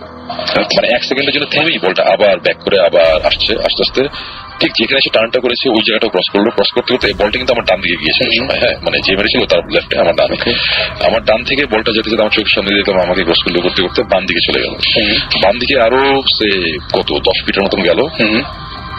বলটা 10 ফিটের মতন যাওয়ার পরে বলটা ওইখানে ঘুরলো, মানে ক্লকওয়াইজ বলটা একটা ছোট একটা সার্কেলে ক্লকওয়াইজ বলটা ঘুরলো, একবার ঘুরলো, 2বার ঘুরলো, সেকেন্ড টাইম ঘুরে বলটা থেমে গেল এবং থামার পরে বলটা 2বার কাঁপলো, মানে শেক করলো, হাত দিয়ে নাড়ছে এরকম, এই একটা মানে কেঁপে বলটা থেমে গেল। এটা অ্যাকচুয়ালি আমি মুখে বলছি, মানুষজন কি কতখানি বুঝতে পারছে আমি জানি না, বাট আমার চোখের সামনে আমি দেখেছি একটা বল গড়ে গড়ে আমার সামনে আস্তে আস্তে হঠাৎ করে বলটা আমার ডান দিকে টার্ন নিল, অনেক দূর গেল, আবার ব্যাক করে আমাকে ক্রস করে আরো বাম দিকে চলে গেল, গিয়ে বলটা ক্লকওয়াইজ 2বার ঘুরলো, ঘুরে বলটা থেমে গেল, 2বার কাঁপলো, বলটা থেমে গেল। এবং এই জিনিসটা দেখার পরে এবং তখন দেখলাম কি যে ঘোস্ট হান্টার্স ওরা খুব খুশি, অ্যাজ ইফ মানে লিলি আসছে খেলতে, ওরকম মজা, মানে এটাই তো হওয়ার কথা। আর আমি বলছি হোয়াট দ্য হেল, এটা কি হচ্ছে, এই জিনিস তো হওয়ার কথা না, এটা কেন হবে, একটা রুমের মধ্যে এটা হবে কেন। আমি অনেকক্ষণ ধরে বসে আছি, ওরা খুব খুশি, কিছুক্ষণ থাকলো, এটি তারপর আর কিছু হয় নাই, ওরা উঠে চলে গেল। ওরা উঠে চলে যাচ্ছে, তখন আমার সাথে তখন সে বলে যে শুনবে চলেন, আমি বললাম যে আমি যাবো না, আমি একটুক্ষণ আসি। আমার একটু সন্দেহ হচ্ছে, মানে আমি বিশ্বাস করতে পারছি না যে আমার চোখের সামনে এই টাইপের জিনিসপত্র আর ওরা হাসতে খেলতে খেলতে চলে গেল। তো এটা কিভাবে পসিবল? কারণ আমরা ঢাকায় মানে বাংলাদেশে যখন এই টাইপের জিনিসপত্র হয় এবং হয়েছে, তখন আমরা ঝাঁপিয়ে পড়ে আসে না লাইট টাইট নিয়ে, মানে কেমন মানে কিছু একটা হইলে আমরা দৌড়াই সেখানে যাই, আমরা ইনভেস্টিগেট করি, চিল্লাচিল্লি, মানে একটা জিনিস হইতেছে, এটা রেকর্ড হচ্ছে নাকি সব। আর ওদের ব্যাপার হচ্ছে আচ্ছা ঠিক আছে, হ্যাঁ মানে দারুণ হয়েছে মানে এই টাইপের একটা ব্যাপার আর কি। সো ওরা বের হয়ে যাওয়ার সাথে সাথে আমি যেটা করলাম, আমি সাথে সাথে আমার টর্চ বের করে আমি ফ্লোর দেখা শুরু করলাম, যেখানে এসে বলটা ডান দিকে টার্ন করেছে ওই জায়গাটাতে গেলাম, ওই জায়গায় ছবি তুললাম, মানে হাত দিয়ে ধরে ঘষে দেখলাম, মানে আমি বের করার চেষ্টা করছি কিছু একটা আছে, কিছু একটা ব্যাপার আছে, বলটা এভাবে ঘুরতে পারে। বলটা নিয়ে বলটাকে অনেকক্ষণ ঝাঁকালাম, অনেকক্ষণ ধরে, মানে প্রায় আমি ওখানে বোধহয় 10-12 মিনিট আমি নষ্ট করেছি বল আর এই ফ্লোরের পিছনে খোঁজাখুঁজি করে। মানে ট্রাস্ট মি, আমি কিচ্ছু পাইনি, আমি এরকম কোনো কিছু পাই নাই যে বলটা রিক করা বা রিমোট কন্ট্রোল বা ম্যাগনেটিক কিছু দেয়া, আমি কোনো কিছু পাইনি। এবং বলটা এরকম অবস্থা। এটা হওয়ার পরে আমি তখন ওখানে চলে আসলাম। আসার পর তখনও কিন্তু আমার মধ্যে একটা ইয়ে যে এটা ঠিক আছে, বলটা কোনোভাবে ঘুরছে, এটা কোনো ব্যাপার না বলে আবার আমরা গেলাম দোতলায়। দোতলায় ঘুরে ঘুরলাম, ওই দোতলা শুনুন ভাই, জাস্ট একটা ইন্টারাপ্ট করি, এগুলো যখন হচ্ছিল তখন ডিজু ফিল হয়েছে? আমি এটা জিজ্ঞেস করতে চাচ্ছি, আমি আমার কথাটা হচ্ছে এটাই যে বলটা যখন এগুলো হচ্ছে আমি কিন্তু কিছু ফিল করিনি। হ্যাঁ, আমি যদি তখন ফিল করতাম তাহলে কিন্তু আমি প্রথমেই বিলিভ করে নিতাম যে হ্যাঁ সামথিং স্ট্রং। আমি কিছু ফিল করতেছি না, কিন্তু এটা হচ্ছে কেন? ওকে, সো এইসব জিনিসপত্র গেলাম আমি দোতলায়। দোতলাতে আবার সেম বোরিং জিনিসপত্র হচ্ছে। দোতলার পরে দোতলাতে তখন আমরা ছিলাম, দোতলা থেকে না একতলায় নেমেছিলাম, রাইট? একতলা থেকে আবার দোতলায় গিয়ে দোতলা থেকে চলে গেলাম 3 তলায়। এটা হচ্ছে 4 তলা একটা বিল্ডিং আছে। হ্যাঁ, 3 তলায় গেলাম। 3 তলায় যাওয়ার পরে প্যাসেজের ওখানে আছি, তো ওখানে বসে থাকা অবস্থাতে হঠাৎ করে ওই এইমি সে বললো যে আমরা এখানে একটু বসি। এই সে একটা ইকুইপমেন্ট বার করলো, এটা একটা লেজার গ্রিড ইকুইপমেন্ট, একটা ইনস্ট্রুমেন্ট। এটার থেকে চারিদিকে লেজার মারে, একটা রে না, অনেকগুলো ক্রস। পুরো রুমটা একটা ক্রস, একটা লেজার শেপ হয়ে গেল আর কি। গ্রিড হয়ে যায়, একটা লেজার একটা গ্রিড হয়ে যায়, এটা অনেক দূর পর্যন্ত যায়। প্যাসেজটা তো অনেক লম্বা, পুরো প্যাসেজ লেজার গ্রিড। ওরকম একটা অবস্থা থাকার সময় তখন আমাকে আবার বলতেছে যে এটা হচ্ছে লেজার গ্রিড, এটা একটা জিনিস, এটা আমরা গোস্ট হান্টার সিজনিং ইউজ করছি। এবং সে বললো যে এটা তোমাদের এটা দরকার, তোমাদের একটা দিব। এই জিনিসটা আমাকে তারা দিয়েছে পরে থেকে, আমরা নিয়েছি। এটা আমরা নেক্সট ইয়ার ইউজ করবো, মানে ইনভেস্টিগেশন। এনিওয়েজ লেজার গ্রিডটা দিল। তারপর বললো যে এই লেজার গ্রিডটা দেওয়ার কারণ হচ্ছে সব দেয়ালে লেজার মারা এখন, রাইট? সো এর মাঝখানে দিয়ে কেউ যদি হেঁটে যায় তাহলে কিন্তু লেজারটা দেয়ালে পড়বে না, ওর গায়ে পড়বে। সো যখন দেয়ালে পড়ছে 10 ফিট দূরে, আর যখন 1 ফিট সামনে গায়ে পড়ছে, লেজারের লাইনটা কিন্তু সরে যাবে। সো আমরা যদি লাইনের দিকে খুব কখনো যদি লাইন একটু সরছে, তাহলে কিছু একটা যাচ্ছে, মানে মেটাল সলিড কোনো একটা কিছু যাচ্ছে। আর যদি হাফ সলিড হাফ এক্সাক্ট একটা কিছু যায়, তখন জিনিসটা কাঁপে। ধোঁয়াটা ছাড়লে, একটা লেজারের মধ্যে যদি আমরা ধোঁয়া দিই, তখন কিন্তু ধোঁয়াটা কাঁপতে কাঁপে। সো এই জিনিসটা হয়। সো প্রথমে তারা এটা করলো, করার পরে তারা 2টা ইয়ে দিল, টর্চ লাইট রাখলো ওখানে। 2টা টর্চ লাইট সোজাসুজি, ওই টর্চ লাইটের মুখটা হচ্ছে সিলিং এর দিকে ফেস করা। আপনি একটু পিছন থেকে আসেন, আপনি আমাদের কিন্তু কালকে বলছিলেন যে একই সাইজ হয়ে গেছিলেন। না, ওইটা তুমি জোরে চাপতে। আমি ওরকম লেজার রাখা। তো 2টা কি বলে টর্চ লাইট তারা মাটির মধ্যে রাখলো লম্বলম্বি, মানে টর্চ লাইটের মুখটা হচ্ছে, মানে আলোটা হচ্ছে আলোটা বের হবে, সেটা হচ্ছে সিলিং, মানে সিলিং এ ফোকাসটা পড়বে। এইভাবে 2টা টর্চ লাইট পাশাপাশি রাখলো। আমি বললাম যে এখন কি করতেছো এটা? তখন বললো যে এই লেজার গ্রিডের মাঝখানে টর্চ লাইট। সো আমরা এখন স্পিরিটদের কনভিন্স করার চেষ্টা করবো তারা যাতে এই টর্চ লাইট গুলো অন করে। আরো কিছু জিনিসপত্র রাখছে আর কি, যে এগুলো যাতে অন অফ করে, কিছু একটা করে। এবং এটা করার সময় আমরা লেজার ভিডিও আমরা কিছু ধরা পড়ে নাকি ওটা দেখবো। আমি বললাম যে আচ্ছা ঠিক আছে, ফাইন। আর আমি মনে বলি ইয়ার রাইট, তোমরা বললে আর টর্চ লাইট জ্বালাই দিল, তোমার চাকরি। মানে ওই বলের ব্যাপারটা তো ওই যেটা হয় আর কি, যে কিছু ফিল যদি আমি করতে না পারি, আমি জিনিসটা বিলিভ করতে চাই না। আমি এখন কিছু ফিল করতে পারতেছি না। সো আমি বলতে আচ্ছা ঠিক আছে, ফাইন। তোরা রাখলো, ডাকার সাথে সাথে তখন আমার বলে তোমার একটা টর্চ লাইট আছে না? আমি বললাম হ্যাঁ আমার একটা টর্চ আছে, ম্যাক লাইট। বলে এটা দাও, বলে ওইটা দিলাম। ওইটা তার পাশে রাখলো, পাশাপাশি 3টা টর্চ লাইট খাড়া করে রাখলো। তারা টর্চ লাইট 3টা রেখা বসে তারপরে এই গল্প করা শুরু করলো। মানে সে মাঝে মধ্যে কথা বলে যে তোমরা যদি এখানে কেউ থাকো, আমাদের কথা যদি শোনো, তাহলে তোমরা এখানে আসো, যে টর্চ লাইট রাখা আছে, লেজার গ্রিড রাখা আছে, তোমরা একটা কিছু নাড়াও, একটা কিছু করো, সো দ্যাট আমরা বুঝতে পারি যে তোমরা এখানে আছো। এবং তারপরে আবার এই কথা বলে যে উই মিন নো হার্ম, মানে আমরা তোমাদের কোনো ক্ষতি করতে আসি নাই, আমরা তোমার ফ্রেন্ড। তোমরা আসো। মানে আমি বলছি যে আমরা যখন এখানে করি আমরা উল্টা আমরা বুঝে মানে উল্টা করি আগে। ওরা আমরা চাই এখানে না থাকুক বা চলে যাক, এখানে চলে যাক মানে আসো, বাট মানে এরা বলতেছে যে আমাদের ভয় পাওয়ার কিছু নেই, আর আমাদের ভয় পাওয়ার কিছু নেই, এটা কেমন করছে? আমার কাছে ওদের টেকনিকটা অন্যরকম, মানে কিন্তু আমার ইন্টারেস্টিং। মানে মানুষই বলছে যে মানুষকে ভয় পাওয়া আমাদের ভয় পাও না, আসো, কোনো অসুবিধা নেই। আর উল্টা দিকে আমরা বলি যে আমাকে ভয় দেখিও, ওইটাই সেটাই। সো এনিওয়েজ তারা এরকম করতেছে এবং আমরা স্লাইটলি এগ্রেসিভ, আমরা সাহস থাকলে আমরা একটু বলি হ্যাঁ সাহস থাকলে, মানে আমরা একটু এগ্রেসিভ, মানে আমরা একটু বাজে ব্যবহার করি, সেটাই বোধহয় আমাদের প্যারাটারা জানি না। বাট এই ব্যাপারটা নিয়ে আলাপ করতেছিলাম ওদের সাথে। ওরা বললো যে কখনো এই জিনিসটা করো না, মানে ওদের খ্যাপানোর তোমার দরকার নেই, তোমার খ্যাপানোর দরকার নেই, তুমি ফ্রেন্ডলি ভাবে তুমি যদি কথা বলো, যদি গুড স্পিরিট হয় তাহলে ও আসবেই, এসে তোমাদের দেখা দিবে যে হ্যাঁ আমরা আসি। তোমাদের তো এই জিনিসটা রেকর্ড করা, ডকুমেন্ট করা দরকার, ডকুমেন্ট তোমরা এমনি করতে পারবে, চেতায় দিলে কি দরকার, মানে এটা খারাপ দেখায়। যেমন আরেকটা চ্যানেল আছে, আরেকটা অনুষ্ঠান আছে গোস্ট অ্যাডভেঞ্চার্স। গোস্ট অ্যাডভেঞ্চার্স এর প্র্যাকটিসটা ছন্দ, ওরা অকথ্য ভাষায় গালাগালি করে, ওগুলো পরে কিন্তু কাইটে দেয়, ওগুলো সব দেখার ওরা জঘন্য কথাবার্তা বলে, আর সবগুলোর মানে মেজাজ খারাপ করে দেয়, তারপরে দৌড়ানি খায়, আবার দৌড়ানি খায়, এইটা জিনিসপত্র হয়। তো এখানে তারা খুব ভদ্র হয়ে কথা বলতেছে যে আসো, এই করো, এই করো, এইগুলো বলতেছে। আমরা বসেছি 10 মিনিট 15 মিনিট 45 মিনিটস পার হয়ে গেছে। মানে বসে থাকার অভ্যাস আমাদের আছে, আমরা একবার সিলেটের একটা ইনভেস্টিগেশনে আমরা 3 রাত বসেছিলাম, তারপরে 1 রাতের জন্য ঢাকা আসছি, 1 রাত পরে আবার গিয়ে আবার 3 রাত বসেছিলাম, এরকম আমাদের 4th টাইমে গিয়ে আমাদের এক্সপিরিয়েন্স আছে। সো এই জিনিসটা আমরা পারি বসে থাকতে, এটা আমরা করতে অভ্যস্ত 1.5 বছরে। বসে আছি, বসে থাকতে থাকতে হঠাৎ করে মানে খুব অসম্ভব রকম একটা জিনিস হলো, সেটা হচ্ছে যে এত লেজের ভিড়ের মধ্যে কোন লেজের কাঁপতেছে না কাঁপতেছে এটা তো আমার বোঝার কথা না, মানে আর ওরা এক্সপার্ট। সো হঠাৎ করে বলেছে কি যে লোকেতে গ্রিড বলছে, আমার যে কোথায় মানে বিশেষ করে বলছে দেখো দেখো এইগুলো বলছে, কিন্তু ওর কথা শেষ হয় নাই। ওর কথা শেষ হওয়ার আগে ঠাস করে আমার টর্চ লাইট অন হয়েছে আমার চোখের সামনে একটা টর্চ, আমার টর্চ লাইট, এটা গোস্ট হান্টার্সের টর্চ লাইট না, এটা মানে হোম ডিপো থেকে কেনা নতুন একটা টর্চ লাইটটা চোখের সামনে অন হয়েছে। এবং তখন অন হওয়ার সাথে সাথে আমার সাথে তোমার এসে বলতে শুভ ভাই টর্চটা অন হয়ে গেছে, আপনি দেখতেছেন? আমি বলছি হ্যাঁ অন হয়ে গেছে। মানে আমরা বলছি এটা কি, মানে কেউ নাই সামনে, কেমন টর্চটা অন হবে কেমন? এবং এটা হচ্ছে একদমই মানে ওদের কিছু হলে হয়তো কোনো একটা ঝামেলা থাকতো বা কিছু, এটা হ্যাঁ এটা আমাদের টর্চ, আপনার টর্চ, হ্যাঁ সেটাই আপনার টর্চটা অন হলো এবং আমরা তখন বসে আছি, যা ঠিক আছে। তখন এমি বলে কি যে এই টর্চটা অন হয়ে গেছে, আমরা বুঝতেছি সে জোরে জোরে বলতেছে এটা ম্যাল ফাংশনের কারণে হতে পারে। সো টর্চটা যদি অফ হয়ে যায় তাহলে বুঝবো যে একটা কিছু আছে। ওর কথা শেষ হয়নি, টর্চ লাইট অফ হয়ে গেছে, মানে কথাটা শেষও করতে দেয়নি, টর্চ লাইট অফ। তারপর বলতেছে কি যে পাশে একটা পার্পল কালারের একটা টর্চ লাইট ছিল, এটা ওদের বলছে পার্পল টর্চ লাইটটা যদি জ্বলে তাহলে খুব ভালো হয়, তোমরা একটু পার্পলটাও জ্বালাও, তাহলে আমরা বুঝবো, আমরা পুরো শিওর হবে এটা তোমরা একটু জ্বালাও।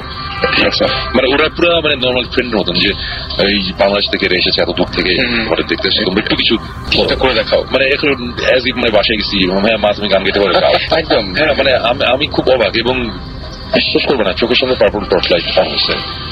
এবং আমি তখন বলছি যে এগুলো কি হচ্ছে, মানে ওইটাই আমি বলছিলাম যে এটা যদি ওদের টর্চ লাইট হতো, ওদের জিনিস হতো, এটা আমি ভাবতে দিতাম না, আচ্ছা ঠিক আছে এগুলো বহুত আছে, এগুলো বুঝি, আমরা হাইটেক।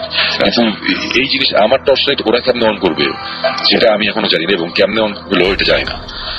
এই একটা ইনসিডেন্টের পরে তারপর থেকে আমি তখনও কি আপনি কোনো কিছু ফিল করছিলেন না? তখনও আমি অ্যাকচুয়ালি কিছু ফিল করতেছি না। আচ্ছা, আমি দেখে একটু অবাক হয়েছি যখন ওই টর্চ লাইট অন অফ হয়েছে, তখন আমি বলতেছি যে এটা কি হচ্ছে এরকম একটা জিনিস। আচ্ছা, এসব জিনিস হচ্ছে, হওয়ার পরে আচ্ছা ঠিক আছে ফাইন, 3 আমরা অনেকক্ষণ ছিলাম, থাকার পরে 3 অনেকক্ষণ আসি, থাকার পরে আমরা এখন করবো 4 যাবো। সো 4 যাইতে যেতে আমার স্টিভ বলতেছে যে 4 হচ্ছে খুব বাজে, আমার 4 ইউজুয়ালি যেতে ভালো লাগে না। আচ্ছা, আমি বলি যে এরা বলতেছে 4 যেতে ভালো লাগে না, এটা কেমন হতো, এটা কেন কিসে ওই না তেমন কিছু না, বাট মানে I feel uncomfortable whenever I been there, মানে it was different। ঠিক আছে ফাইন, 4 কি হবে, মানে আমি ততক্ষণে মানে ভয় পাইতেছি, একটু অবাক হচ্ছি, কিন্তু তারপরে একটা কিন্তু মানে এটা একটা বড় একটা টিভি চ্যানেলের লোকজন, এদের কাজ হচ্ছে ম্যাজিশিয়ানের মতন ম্যাজিক দেখানো বা ভয় দেখানো। সো এদের হয়তো বা হাইটেক অনেক কিছু আছে যেগুলো আমাদের নাই। সো মানে একটা কোশ্চেন কিন্তু তখনও ছিল। Okay, but the minute I stepped into it, মানে 4 আমি ফ্লোরে পাটা দিলাম, পাটা দেওয়ার সাথে সাথে আমি বুঝলাম যে something is very wrong here. এবার আপনার ফিল করছি, এবার আমি ফিল মানে আমি এতটুকু বলবো যে আমি লাইফে অনেক জায়গায় গেছি, অনেক এক্সপিরিয়েন্স হয়েছে। এই যে একটু আগে বলছিলাম ক্লাস 7 থেকে শ্মশানঘাটে গেছিলাম। সো অনেকভাবে ভয় পেয়েছি বা অনেক সময় মনে হয়েছে যে অনেক কিছু আছে এখানে। এইটাই আমরা একটা যে খুলনা ডিভিশনে যে বাসে ওই বাসে আমরা গিয়ে অনেক এক্সপিরিয়েন্স হয়েছে, বাট সবকিছুতেই যাওয়ার পরে সাথে সাথে না মানে একটু টাইম নেয় বা একটু কেমন জানি অস্বস্তি লাগতে থাকে, তার আস্তে আস্তে বাড়তে থাকে। বাট দ্য মিনিট মানে আমি 4 তলায় আমি জাস্ট পাটা দিয়েছি ফ্লোরের মধ্যে, মানে স্টেপ অন ইট, মানে আমার মনে হয়েছে যে সামথিং ইজ ভেরি রং, মানে 4 তলাটা প্রবলেম আছে। মানে সাথে সাথে আমার মনে হচ্ছে যে খুবই খারাপ একটা জায়গা আমরা আছি, এই জায়গাটা ভালো না। আমি জানি না কেন আমার এটা হয়েছে, বাট এটা হয়েছে seriously, I am not joking, I am not kidding. এটা আমার এখানে কনভিন্স করার কিছু নাই, যাদের বিশেষ করে করবে যারা করবে না, বাট আমি ফিল করেছি যে something is very wrong here. এবং ওই সিঁড়িতে আমরা প্যাসেজটাতে উঠলাম। প্যাসেজে ওঠার পরে আমরা সিঁড়িটা দিয়ে যেখান দিয়ে উঠলাম ওটার ডান দিকে, মানে আমরা মাঝখানে উঠেছি বিল্ডিংটার। সো ডান দিক দিয়ে প্যাসেজের লাস্ট মাথা আছে, বাম দিক দিয়ে প্যাসেজের লাস্ট মাথা আছে। আমরা মিডলে একটা জায়গা দিয়ে সিঁড়িতেও 4 তলায় উঠলাম। ওঠার পরে আমি জাস্ট ডান দিকে তাকিয়েছি, মানে আমি সিঁড়িতে প্যাসেজে উঠলাম, ওঠার পরে একটা লম্বা একটা প্যাসেজ, মানে লম্বি। সো আমি প্যাসেজের ডান দিকে তাকিয়েছি লাস্ট মাথা পর্যন্ত। তাকানোর সাথে সাথে মানে মাঝখানে না কিছু কি বলবো দরজা আছে, মাঝখানে বেশ কিছু লোহার দরজা, মাঝখানে দরজার ফাঁক দিয়ে আবার একটা সহজ জানালা, ওই সেটটা দেখা যায় আর কি, ওই সাইডে কি দেখা যায়। তো এই 4 তলাটাতে 4 তলার আরো কিছু কাহিনী আছে। এই আসলে আমি ক্রিমিনালি ইনসেন্ট কিছু লোকজনদের রাখা হতো, যারা এত বেশি ইনসেন্ট তার ক্রিমিনাল অ্যাক্টিভিটিস, মানে মানুষজন মারতো, এই করতে ক্ষতি করতো। পুরো বদ্ধ পাগল যাদের বলে আর কি, যাদের ওই যে বেরি দিয়ে বা 4 তলায় একটা সেকশন আছে, ওখানে ওদের রাখা হতো। এবং একটা লোক আরেকটা পেশেন্টকে ওই প্রচন্ডভাবে মারতে মারতে অজ্ঞান করে ফেলে, তারপরে মাটিতে ফালানোর পরে একটা স্টিলের খাট ছিল, খাটের পায়া দিয়ে মানে খাটটা দিয়ে বাড়ি দিতে দিতে ওর মাথা পুরা ঝাঁতলায় ফেলছিল আর কি, এইভাবে মারছিল একজনকে। তারপর আরেকজন আসলে ওকেও স্ট্যাপ করছিল। মানে অনেক বাজে বাজে ঘটনা আছে এখানে।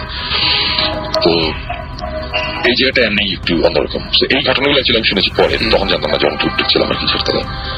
সো ঢোকার পরে 4 তলায় আমি জাস্ট ডান দিকে তাকানোর সাথে সাথে আমার মনে হয়েছে অনেক দূরে, মানে প্যাসেজের লাস্ট মাথায় আমি একটা কিছু দেখছি, মানে গ্রিন কালারের সবুজ তো মানে ড্যাম্প টাইপের সবুজ না, বেশ ব্রাইট উজ্জ্বল ধরনের সবুজ, লেজারের মতো অনেকটা এরকম ধরনের। জোনাকির চেয়ে জোনাকি তো খোলা, একটু খোলা, এটা ডার্ক টাইপের, এটা বেশ ব্রাইট, এটা আমি বুঝতে পারছি না, বেশ ব্রাইট। একটা আলো না, কি বলবো, অনেকগুলো মানে একটা না, প্রায় 12-14টা ছোট ছোট আলো টাইপের। মানে 12-14টা জোনাকি পোকা যদি অনেক ব্রাইট হতো, অনেক সবুজ হতো, এবং তারা যদি প্রচন্ড ফাস্ট উড়াউড়ি করতে পারতো, তাহলে যেরকম একটা জিনিস হয়। ওকে, ভয়ঙ্কর ভাবে লাফালাফি করছে আকাশের মধ্যে, মানে প্যাসেজের মধ্যে লাস্ট মাথায়। আমি ওটা দেখি, আমি জাস্ট আমার স্বভাব অভ্যাসবশত আমি দৌড় দিচ্ছি এখানে দেখার জন্য জিনিসটা কি, আমার এটা বের করতে হবে। ইউজুয়ালি কি হয় যে এরকম দিকে একটা দৌড় দিই, সাথে সাথে জিব্রান আর সাকিব দৌড়ে আসতে থাকে সামনে, এরকম একটা ব্যাপার থাকে। কিন্তু আমি যখন দৌড়ানো শুরু করলাম বুঝলাম আমার সাথে কেউ নাই, এখানে তো বহুত স্ট্রিপ নাই, আমি একা। আমি দৌড়াইতেছি, দৌড়াইতে আমার পাশে তমাল ছেলে ছিল, আমি তমালকে জাস্ট বলছি, তমাল তুমি দেখছো, তমাল বলে হ্যাঁ সঙ্গে দেখছি। আমি দৌড়েছি, তমালের সময় থামেন, কেউ নাই, থামেন। আমি তো তখন দৌড়ে অনেকখানি চলে গেছি, দেখলাম যে তমালও আসছে না। ঠিক ওই সময় স্টিভ দূর থেকে কোথা থেকে যে দৌড়ে আসতো, আইসা বললো যে মানে সেও দেখছে আর কি। আমরা দুজনই তখন দৌড়, ওর হাতে ক্যামেরা, ও দৌড়াচ্ছে, আমি দৌড়াচ্ছি, দৌড়ে লাস্ট মাথায় গেলাম। লাস্ট মাথায় যাওয়ার আগেই লাইটটা থাপ নাই, হঠাৎ করে নাই, রাস্তা পুরোপুরি ভ্যানিশ, লাইটটা নাই। আমরা ওখানে দাঁড়ালাম, বললাম যে এটা কি, বললো যে এর আগের বার যখন আমরা আসছি আমাদের বেশ কিছু এক্সপিরিয়েন্স আছে, বাট এই জিনিস আমরা আগে কখনো দেখিনি, এটা আমরা ফার্স্ট দেখলাম। এটা প্রথম কি হলো, তো ডকুমেন্টেশন কতখানি হয়েছে জানি না, বাট যতখানি হয়েছে মানে ওরা খুব একটা খুশি না যে পুরোপুরি হয় জিনিসটা ভিডিও করতে পারেনি। বাট এটা নিয়ে আমরা তখন অনেকক্ষণ কথা বলতেছি, এবং ততক্ষণে কিন্তু আমি এতটুকু টের পেয়ে গেছি যে এই ফ্লোর মানে এই ফ্লোর একদমই নিরাপদ না আর কি, মানে ওই টাইপের এই ফ্লোরের প্রবলেম আছে। তো তখনই অ্যাকচুয়ালি আমি কথা বলা শুরু করলাম যে এই ফ্লোরে কি হয় না হয়। তখন আমাকে বললো যে এখানে ক্রিমিনাল ইনসিডেন্ট রাখা হতো, এখানে এইভাবে 2টা মার্ডার হয়েছিল একটা রুমের মধ্যে, ওই রুমের মধ্যে এই হয়েছে। তারপরে যে রুমের মধ্যে মার্ডার, ওই রুমের মধ্যে ঢুকলাম। ঢোকার পরে আমরা তো সব রুমে যে ছবি তুলতেছি, হ্যাঁ, তো ওই রুমের ওই ডিজিটাল ক্যামেরায় ছবি তুলতো, ওই রুমে ছবি তুললো। ছবিটা হচ্ছে আমি আর তমাল ছেলেটা, সে আর ছবিটা তুলতেছিল হচ্ছে যে স্টিভ, তো আমার সাথে ট্যাঙ্গো, হ্যাঁ ট্যাঙ্গো আরেকজন আছে, আমরা তিনজন দাঁড়ায় আছি, তো ছবি তুলতেছে, ছবি তুললে দুইটা সে একটা মুখ দিয়ে একটা বাজে ভাষা বললো যে ওয়াট দ্য হেল টাইপের একটা জিনিস, বললো যে হেল বলা নেই অন্য জিনিস বলতে, বললাম যে কি ব্যাপার, বলে যে ছবি আসেনি, বলে দেখলাম যে পুরো সাদা, মানে ছবিটা হচ্ছে ওভার এক্সপোজ হয়ে যেটা হয় পুরো সাদা একটা ছবি আসছে।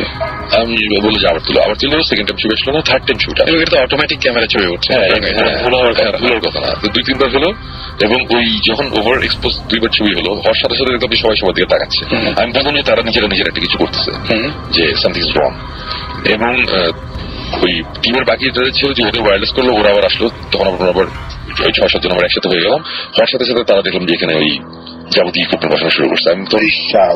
আমি তখন বললাম যে এটা কি হচ্ছে, ওরা ততক্ষণ ইলেকট্রোম্যাগনেটিক ফিল্ড সব বের করে মাপা শুরু করছে, যে বললো যে এখানে প্রবলেম আছে। আমি বললাম যে এই এতক্ষণে পাইছে, আমি বললাম যে এই জিনিসটা আমি তোমাদের বলতেছি যে 4 তলার প্রবলেম আছে, আমি তোমাদের 1 তলা 2 তলা 3 তলা ভুয়া, এখানে কিছু না, ওই এক জায়গায় এখানে বল নড়ছে কি নড়ে নাই, এই লাইট জ্বলছে কি জ্বলে নাই আমি বুঝি না, এগুলা হচ্ছে, কিন্তু এইখানে কিছু আমি এখন ফিল করতেছি, এতক্ষণ আমি কিছু ফিল করিনি। ওকে, টিমও তখন সিরিয়াস হয়ে গেছে, আচ্ছা ঠিক আছে এই ব্যাপার হাবি যাবি এগুলো হইতে হইতে, তারপরে আমরা যেটা করলাম যে আমরা ভৌতিস্ত যেটা করি এরাও ওটা করে, দেখলাম যে 2 ভাগে ভাগ হয়ে গেল, আলাদা 2 ভাগ হয়ে গেলাম। এক ভাগে হচ্ছে আমাদের সাথে ছিল হচ্ছে স্টিভ, আর আরেকটা ছেলে ওই গোস্ট হান্টার্স এর টাইপের কেউ, মেন কেউ না, সেটা ছিল এমি আর ট্যাঙ্গো, ওরা ছিল গোস্ট হান্টার্স এর, বাকি 2 জন ছিল। আমাদের এই টিমের মধ্যে আমরা এখানে বসেছি, আমরা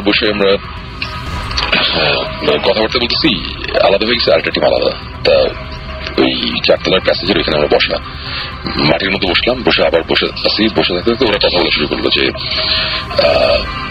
ততক্ষণে কিন্তু সবকিছু মোটামুটি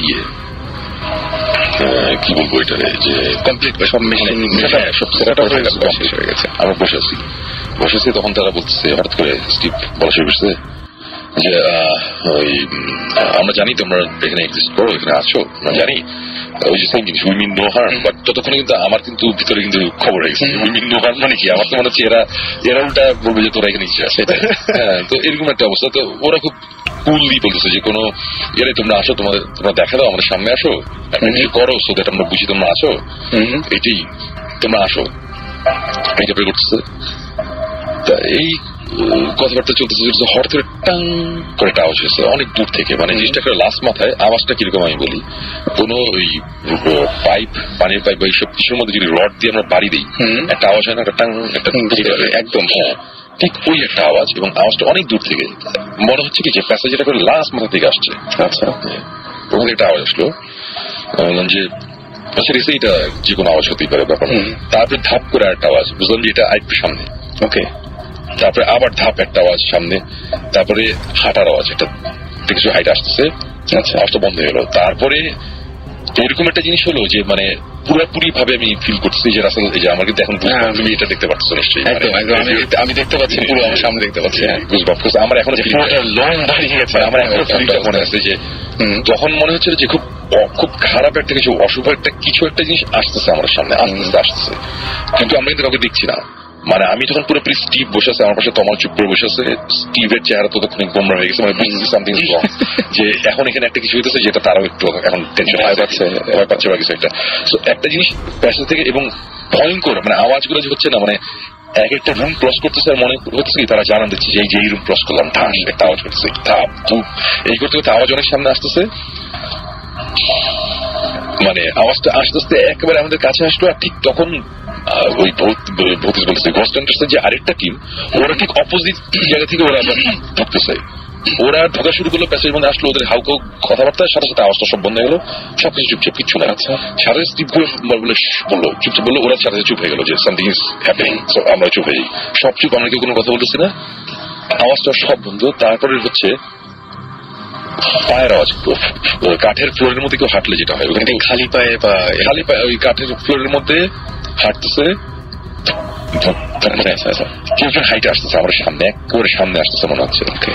এবং একটা সময় মানে এরকম একটা ফিলিং হলো যে কেউ একজন হাঁটতে হাঁটতে আমাদের সামনে দিয়ে, আমাদের মাঝখানে প্যাসেজের জায়গাটা সামনে দিয়ে এসে তুমি যদি হাইটে যাও আমরা বুঝবো না যে একজন হাঁটতেছে। পায়ের আওয়াজ, পায়ের আওয়াজটা দূর থেকে আস্তে আস্তে সামনে আসলো, সে 10 ফিট দূর থেকে শুরু হলো, আমাদের ক্রস করলো, মনে হলো কি আমাদের পাশ দিয়ে কেউ হাইটে যাচ্ছে, মানে কেউ কাউকে দেখতেছে না, বোঝা যাচ্ছিল, মানে পুরো বুঝতেছি কেউ হাঁটতেছে, মানে একদম চোখে কিছু দেখতে পাচ্ছি না। এবং ওই সময় আমি সবাইকে দেখতেছি সবাই স্টিফ, মানে পুরো মূর্তির মতো দাঁড়ায় আছে, কেউ কোনো শব্দ করছে না। আমি বললাম যে আমাদের ওই থাকতে হবে, কিছু করা যাবে না এখন। যে আমাদের ক্রস করতে করতে আওয়াজটা আস্তে আস্তে পিছনে যাচ্ছে, আস্তে আস্তে প্যাসেজের দূরে চলে গেল, মানে মিলে গেল। আচ্ছা, মিলে গেল, সব চুপ। হঠাৎ করে দেখলাম যে সবাই বলে যে হ্যাঁ, একজন বলে ডিড ইউ গেট ইট, বলে হ্যাঁ গট ইট, এই টাইপের সবকিছু, মানে সবাই রেকর্ড করছে নাকি ইকুইপমেন্ট, মানে ওরা তো আছে ওদের চিন্তা নিয়ে, তো ওরা খুব স্যাটিসফাইড, হ্যাঁ পাইছে। দেয়াল, আমার পাশে তমাল, বাম দিকে তার পিছনে হচ্ছে দেয়ালের মতন, আর আমার ডান সাইডে আছে হচ্ছে গিয়ে, বাম সাইডে তমাল, ডান সাইডে হচ্ছে দরজা, আর আমাদের সাথে কেউ নেই, আর আমাদের সামনে 3-4 জন ওরা দাঁড়া আছে। আমরা কথা বলছি, হঠাৎ করে তমাল আমাকে বলে, ফিসফিস করে বলে যে শুনুন ভাই, আমি কি আপনি কি আমার ঘাড়ে হাত রাখছিলেন? আমি বলি না, আমি তোমার ঘাড়ে হাত রেখে শুনবো, চলো। আমি সাথে সাথে ঘুরলাম, দেখলাম যে এই ও ঘুরতে চলে না, আমিও ঘুরছি, এবং স্টিভ, ট্যাঙ্গো, এমনি সবাই বুঝছে সামথিং ইজ রং। ওরা বলল just get out of here. আমরা মোটামুটি লিটারালি মানে ঠিক দৌড়াই নেই, কিন্তু যত ফাস্ট হাঁটা যায় আমরা খাটখাট করে আমরা জাস্ট 4 তলার থেকে যে কে কত ফাস্ট আমরা নিচে নামতে পারি। নিচে মানে কি, আমাদের তো সিঁড়িতে যেতে হবে, সিঁড়ি না থাকলে আমরা নিজে লাভ দিয়ে নামতে হবে। আমাদের সিঁড়িটা অনেক দূরে আমরা জানি, এবং ওই যে সিঁড়ি, এই যে 30 ফিটের মতন দূরে, মানে সিঁড়িটা বা 20 ফিট কতখানি আমার মনে নেই, কিন্তু মনে হয়েছে যে আমরা 50 মাইল হাঁটতেছি, যে কখন সিঁড়িটা আসবে কেউ কোনো কথা বলতেছি না। তো বিশ্বাস করবো না আসলে, সিঁড়ি থেকে জাস্ট মানে আমরা জাস্ট ওই ফ্লোর থেকে যে সিঁড়িতে উঠে কয়েকটা স্টেপ নিচে নামছি, সাথে সাথে মনে হচ্ছে এভরিথিং ইজ ফাইন, কোনো প্রবলেম নেই, কোনো প্রবলেম নেই, মানে আমরা এখানে আসি, এখানে কোনো সমস্যা নেই, এভরিথিং ইজ টোটালি পারফেক্ট, ওকে, মানে এখানে ভয়ের কিছু নাই। মানে অথচ যতক্ষণ ধরে আমরা এখানে ছিলাম, মানে একটা সময় যখন হাইট আসতেছি তখন মনে হচ্ছে কি যে কখন রাস্তাটা শেষ হবে, কখন আমরা দরজাটা দিয়ে আমরা সিঁড়ির মধ্যে ঢুকতে পারবো। এবং আমরা যখন বাইরে হচ্ছি, বাইর হওয়ার পরে দেখলাম যে মানে স্টিভ, ট্যাঙ্গো, এমি, 3 জনের অবস্থা আমি যেটা বুঝলাম যে তারা খুবই স্যাটিসফাইড, তারা ভয় পেয়েছে, কিছু পেয়েছে, তারা খুব ইন্টারেস্টিং কিছু জিনিসপত্র পাইছে। আমি বললাম যে আমরা কি তোমাদের প্রোডাকশন নিতে পারি নাকি? আনফর্চুনেটলি এটা সাইফাই চ্যানেলের কপিরাইটেড ম্যাটেরিয়াল, এটা আমরা ইউজ করতে পারবো না। সো ওরা বললো যে এটা পারবো না, বা তোমাদের আমরা দেখাইতে পারি। তারপরে আমাদের বসায়া, মানে ওদের যে মোবাইল এইচকিউ, ওই গাড়ির মধ্যে বসে যতখানি যা দেখানোর দেখালো, মানে ওরা ইন্টারেস্টিং ব্যাপার হচ্ছে যে ওরা, ওদের কাছে বেশ কিছু ইকুইপমেন্ট ছিল যেগুলো আমাদের কাছে ছিল না, মানে ছিল না বলছে এই কারণে ওইগুলো আমরা পেয়েছি, আমাদের ছিল, ওরা দিয়েছে। সো ওরা যেভাবে জিনিসটা করে আর আমরা ভৌতিকটা যেভাবে করি, আমাদের মধ্যে ডিফারেন্স আছে। যে আমরা যে ফাইজলামি করি, হ্যাঁ সামনে সাহস থাকলে সামনে আই, মাঝে মধ্যে আমরা এই টাইপের ফাইজলামি করি, মাঝে মাঝে চুপ করে বসে দেখি যদি কিছু হয়। ওরা দেখি কি ডিরেক্ট একটা কন্ট্যাক্ট করার চেষ্টা করে, কমিউনিকেট করার একটা চেষ্টা করে। সো এই ডিরেক্ট কমিউনিকেশনের ব্যাপারটা আমার কাছে খুব ভালো লেগেছে। এবং আমার মনে হয় যে আমি তখনই সাকিবদের তখন কল দিয়ে বললাম, সাকিব আমি যে কি দেখলাম, কি শুনলাম আমি বুঝতেছি না, আমার এখনো বিশ্বাস হচ্ছে না এই টাইপের জিনিসপত্র হয়েছে।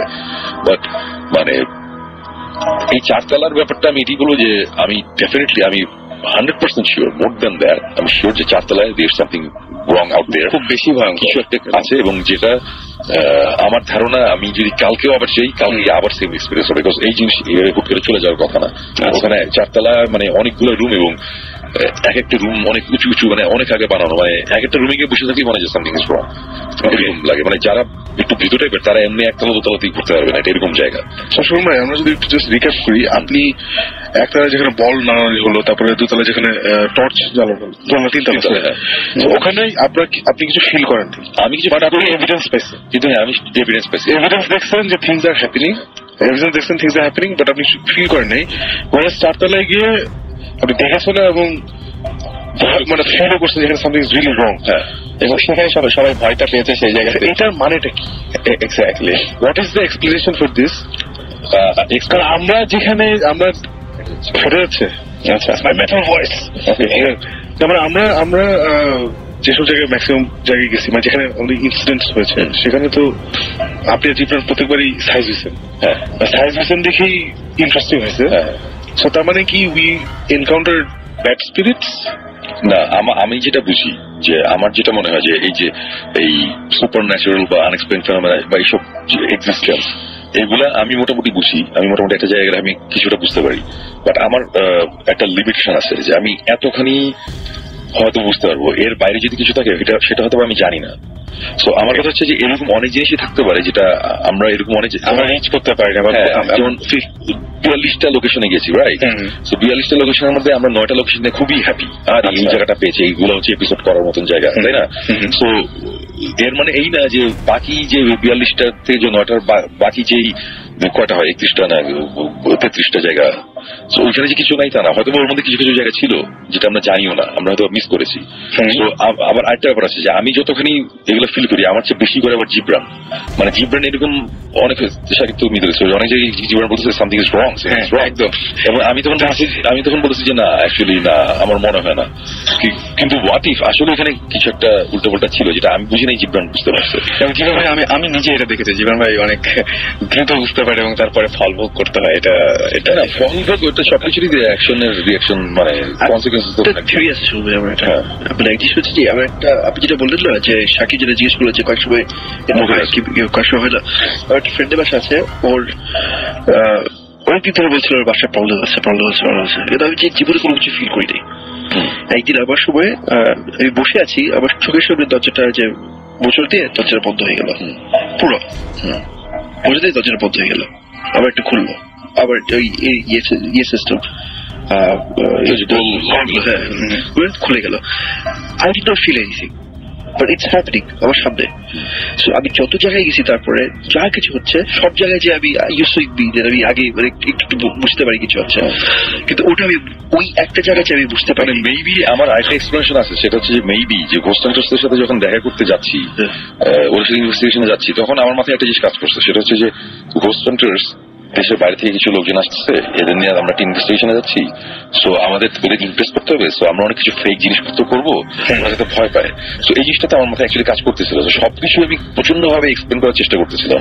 সো আমার হয়তো আমার মেন্টাল স্টেটটা এটা ছিল যে আমার এখানে ভয় ঢুকতে দেওয়া যাবে না। হ্যাঁ, বাট 4 তলায় যাওয়ার পরে একটা স্পিড অথবা ওই যে ওইটার লেভেলটা এত বেশি ছিল যে আমার সাবকনশিয়াস মাইন্ডের ওটা আটকাতে হয় না, যে না এখানে একটা কিছু আছে এবং এটা বুঝো। সময় আমাদেরকে SMS করেছে যে প্রিয়াঙ্কা, এবং প্রিয়াঙ্কা বলছে যে সুমন ভাই, মানে তার ধারণা যে গুড স্পিরিট যেগুলো সেগুলো আপনি ফিল করতে পারেন না, বাট ব্যাড স্পিরিট সেগুলো আপনি খুব সহজে ফিল করেন। বুঝাচ্ছিল যে we pick up certain frequencies, যেটা আমি সবসময় বারবার বলি যে আমরা everything in the universe is a frequency, একটা ফ্রিকোয়েন্সি চলে। আমরা যেটা ধরি, আমি যেটা বারবার ফিল করছি, it's certain frequencies that we pick up. না, আবার আরেকটা ব্যাপার আছে যে এই যে গুড স্পিরিট যে ধরতে পারি না, ব্যাড স্পিরিট, বাট এইটা যদি হয় তাহলে আমাদের ভৌতিকের পাইলট এপিসোড, আমাদের ফার্স্ট এপিসোড যেটা ছিল, মানে মানুষজন এখনো দেখে নাই, আমাদের যেটা দিয়ে অ্যাকচুয়ালি ভৌতিকটা শুরু হয়, আমরা একটা বাংলোতে গেছিলাম শ্রীপুরে। আচ্ছা, ওই বাংলো বাড়িতে আমাদের একটা শুটিং ছিল। সব বলে দিচ্ছে? না বলতেছি না, একটা শুটিং ছিল। ওই শুটিং এ যখন আমরা গিয়েছিলাম, তখন একটা সময় এরকম একটা কিছু হচ্ছিল উল্টাপাল্টা, তখন আমি ওদের সবাইকে একটা কথাই বলছি যে আমি পুরোপুরি ফিল করছিলাম যে বাইরে থেকে খারাপ একটা কিছু ঢুকতে যাচ্ছে, বা ভিতরে একটা কিছু আছে যেটা ভালো, এরা আমাদের সেভ করতেছে, ওদের ঢুকতে দিতেছে না। এটা কিন্তু আমি ওদের বলছি, মনে আছে? আমি কিন্তু তখন ক্লিয়ারলি বলছিলাম। তখন কিন্তু আমি গুড স্পিরিট ব্যাড স্পিরিট দুইটার কথাই কিন্তু আমি বলছি। আমার কাছে কিন্তু দুইটি মনে আছে, এখানে ভালো একটা কিছু আছে, খারাপ একটা কিছু আছে। তো খারাপ জিনিসটা ভালো গুলা আমাদের আপনাদেরকে প্রোটেক্ট করছে। ওই সময় আমাদের এরকম একটা ফিলিং হয়েছিল যে পুরো মনে হয়েছিল যে আমার গায়ে কেউ টাচ করছে আর কি, খালি আমাকে না, মানে আমার দিকে ঘুরা এই জীবনে দিয়ে গেছে, মানে এইটা জিনিসপত্র হয়েছে আর কি। এবং তখন আমি বলতেছিলাম যে এখন যেটা আমরা ফিল করতেছি এটা হচ্ছে ভালো, এরা আমাদের কোনো ক্ষতি করবে না। বাইরে যারা ওরা খারাপ, তো বাইরে থেকে এসে আমরা দরজা বন্ধ করে দিয়েছিলাম, তারপর সারা দরজা ধাক্কা থাকে, অনেক কিছু হয়েছে। ওটা আমাদের first episode. I think Suman ভাই ওই মেয়েটা কি প্রিয়াঙ্কা, ও যেটা লিখছে ওটাকে যদি আমরা আরেক স্টেপ ফার্দার নিই, maybe it's not bad spirits যেটা আপনি ফিল করেন অর সামথিং।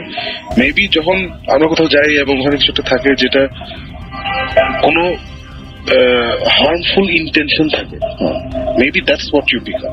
মেবি বুঝছেন? কারণ ওই মেয়েটা যখন বলটা খেলছিল, সে you didn't pick up any because তার কোনো ব্যাড ইন্টেনশন ছিল না towards anybody in that room, তাই না? তারপর আপনার যখন ওই টর্চ যখন জ্বালানো বন্ধ হলো, ওটা জাস্ট আপনার সাথে ইন্টারঅ্যাক্ট করছিল, দ্যাটস ইট, কোনো ইন্টেনশন ছিল না খারাপ। সো ওই এখন আপনি যেটা বাংলার কথা বললেন, বা ওই 4 তলায় গিয়ে যেটা হলো, ওখানে I guess you or Jibran, you guys pick up the intention. যখন কোনো ইন্টেনশন স্পেসিফিকলি থাকে, যে আমাদের ক্ষতি বা কিছুটা করবে, মেবি দ্যাটস ওই ইন্টেনশনটা পাসেস থ্রু, মানে মেবি আমরা কিন্তু সবই কিন্তু ধরে নিচ্ছি তো আসলে। হ্যাঁ, আর কিন্তু আবার দেন এগেন ইরেশের বাংলাতে যেটা হয়েছিল, আমরা যে ছিলাম, মানে ইরেশের বাংলাতে আমি এবং জীবন পুরোপুরি ফিল করছি আমাদের পিছনে একটা কিছু এসে বসে আছে। সে দূর দিয়ে যখন চলে গেছে জিনিসটা, দূরে যখন চলে যাচ্ছিল, যেই প্যাথওয়ে দিয়ে যাচ্ছে, আমি বলতেছি যে ঠিক আমাদের পিছন বরাবর সেটা চলে যাচ্ছে, এবং ঠিক এই পিছনে এসে 50 ফুট 60 ফুট দূরে একটা কুকুর ছিল, শুয়েছিল। আচ্ছা, কুকুরটা হঠাৎ করে খাও করে চিৎকার করে কান্না শুরু করলো। আর আমি তখন বললাম যে ক্রস করবো, কুকুরটা টের পেয়েছে। এই যে ওর কি ইন্টেনশন ছিল জানি না, আমরা তো ওর তো ঘুরে ফিরে বেড়াচ্ছিল, আমরা ওর তো আমাদের কোনো ক্ষতি করে না, বাট আমরা বুঝতেছিলাম একটা কিছু আছে। না নিশ্চয়, maybe he was irritated, maybe he or it or whatever, maybe তার ব্যাস খারাপ হচ্ছে যে রাত বিরেতে আমাদের ঘুমানোর কথা, ওখানে গিয়ে ওকে ডিস্টার্ব করছে। আচ্ছা, হ্যাঁ, মানে আপনি যখন ঘুমাইতেছেন তখন গিয়ে ধরুন পাশের রুমে ধাম ধুম করলে ম্যাচ খারাপ হবে না? কিন্তু এই টাইপের প্রাণীদের বলা হয় সবসময় যে সবসময় টের পায় বা কিছু একটা মানুষের চাইতে বেশি বোঝে, কুকুর এরকম টাইপের। হ্যাঁ, না মানে কুকুরের কথা বলতেছে, বলছে যে ওই স্পিরিটটাই হয়তো ডিস্টার্ব ছিল, ও হয়তো বা ম্যাচ খারাপ ছিল, এই কারণে হয়তো আমরা টের পেয়েছি। হতে পারে। মেইন ব্যাপারটা হচ্ছে যে অ্যাকচুয়ালি কিসে জিনিসটা ট্রিগার করতেছে আমি জানি না, বাট আমি এতটুকু বলবো ওই ট্রান্স আলাগানি লুনাটিক অ্যাসাইলাম ওয়েস্ট ভার্জিনিয়াতে যেটা আছে, মানুষজন এটা যদি অনলাইনে সার্চ দিতে তাহলে পাবে। আমি ডিক্যাপ্রিও একটা মুভিও দেখেছি, শশাঙ্ক বা এরকম টাইপের কিছু, শাটারল্যান্ডের সাথে মিল আছে, মানে অনেক মানে জায়গাটা, যে জায়গাটার বর্ণনা দিচ্ছেন, হ্যাঁ ওই যে ক্যাসল টাইপের একদম শাটার আইল্যান্ডে যে সিনগুলো, সেই সিনগুলো খুব কাছে ওয়েবসাইটে ওই জায়গাটা আছে, লুনাটিক অ্যাসাইলামের নামটা এখন নেই, ওই সময় উঠে দিচ্ছে না। এবং শুনে আমি একটা কথা বলবো যে প্রশ্ন আমার নিজেও জানতে ইচ্ছা করছে যে যখন কিনা মানে এরকম তো অনেকেই আমাদের SMS গুলো দেখলে বোঝা যায় যে অনেকেই অনেক কিছু দেখেন, অনেকে অনেক পরিস্থিতির মধ্যে পড়েন। আসলে কি করা উচিত ওই মুহূর্তে যখন সে ফিল করছে হ্যাঁ এখানে কিছুটা আছে বা কোন ঝামেলা হচ্ছে, ফার্স্ট অফ অল কি করা উচিত তার, তখন কি করা উচিত? আমার হয় না যে হাত কেটে গেলে একটা ফার্স্ট এইড একটা কোনো ব্যাপার থাকে, কি করা উচিত? সবকিছুতে মানে ফেইথ এটার মধ্যে একটা বড় পার্ট প্লে করে। এখন আমি যদি ইসলাম ধর্ম বিশ্বাস করি বা আমি হিন্দু ধর্ম বিশ্বাস করি বা যে যেটা করি, সব রিলিজনেই কোনো না কোনো একটা সিস্টেম বলা আছে যেটা ফলো করতে, ওটা করতে হবে। আর যে এগুলা কিছু বিশেষ করে না, আমরা একটু ক্লিয়ার করে বলি, ফর এক্সাম্পল আয়াতুল কুরসি, আমি ডেফিনেটলি বলবো যে মানে আমি তো মুসলিম, আমি আমারটা জানি যে 3 কুল যেটা বলে সূরা ফালাক, সূরা নাস, এগুলা পড়লে ইখলাস এগুলা পড়া দরকার। আয়াতুল কুরসি একটা সিরিয়াস ব্যাপার, এবং এই আয়াতুল কুরসি আমার ধারণা এইসব সূরাটা আমার ধারণা আমাদের অ্যাটলিস্ট অন্য কাউকে না হলে আমাকে অনেক হেল্প করছে অনেক সময়, অনেক প্রবলেম থেকে। সো এইটা একটা ব্যাপার। আর আরেকটা জিনিস হচ্ছে যে যত যাই হোক আমার কথা হচ্ছে যে এই ব্যাড স্পিরিট বলি বা জিন বলি, এদের হয়তো বা অনেক ক্ষমতা আছে, বাট এর মানে এই না যে এরা আমাদের চড়াই খাবে সারাক্ষণ আর আমরা ভয় পাই করতে হবে, এটা পসিবল না। এটা যদি হইতো তাহলে এতদিন পুরো পৃথিবী রুল করতো জিনরা, মানুষরা করতো না, রাইট?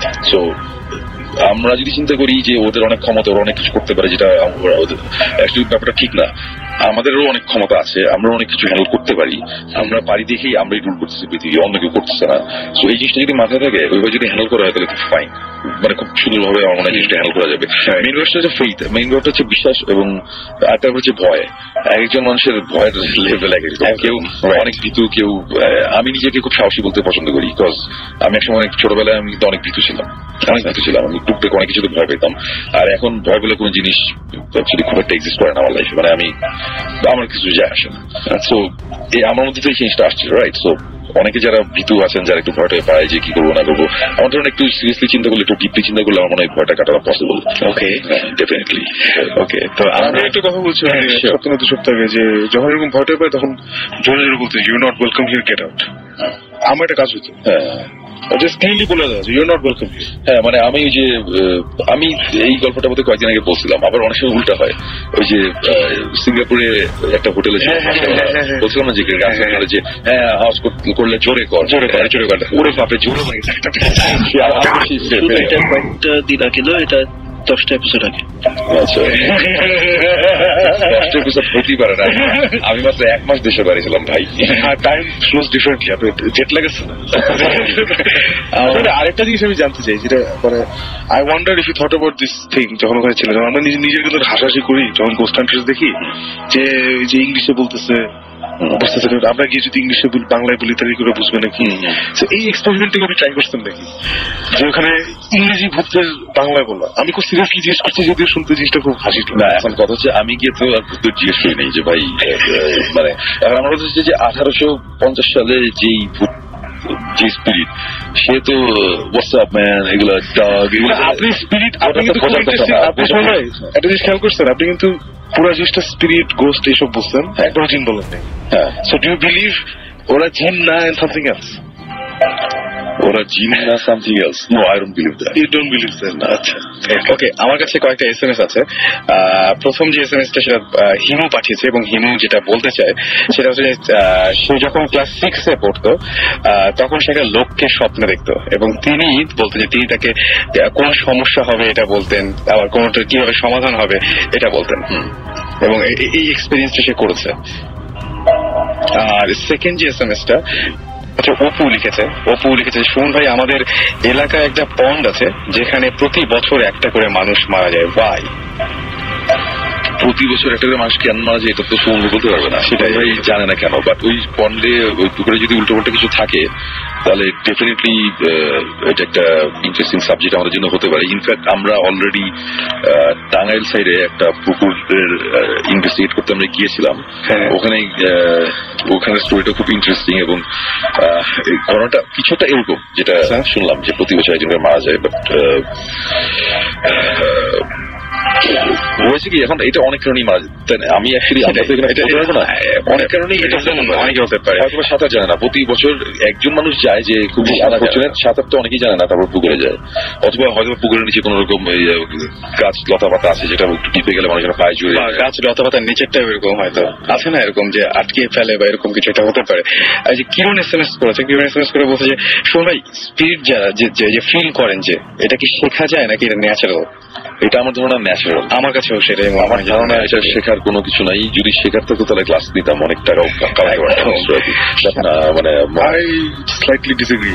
আচ্ছা আচ্ছা, I think you can condition yourself, মানে যেমন কেউ আপনার মতো বেস বাজাবে, কেউ আমার মতো বেস বাজাবে, মানে একটা হচ্ছে খুবই হাই লেভেল, একটা হচ্ছে খুবই basic level.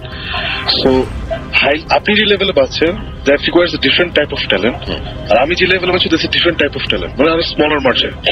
So I am saying যে আপনার মতো হয়তো ধরতে পারবে না, মানে আপনি যেভাবে একটা রুমে ঢুকে বুঝে যান, যেটা আমি এখনো পারি না, আমি জীবনে একবারই পারছি।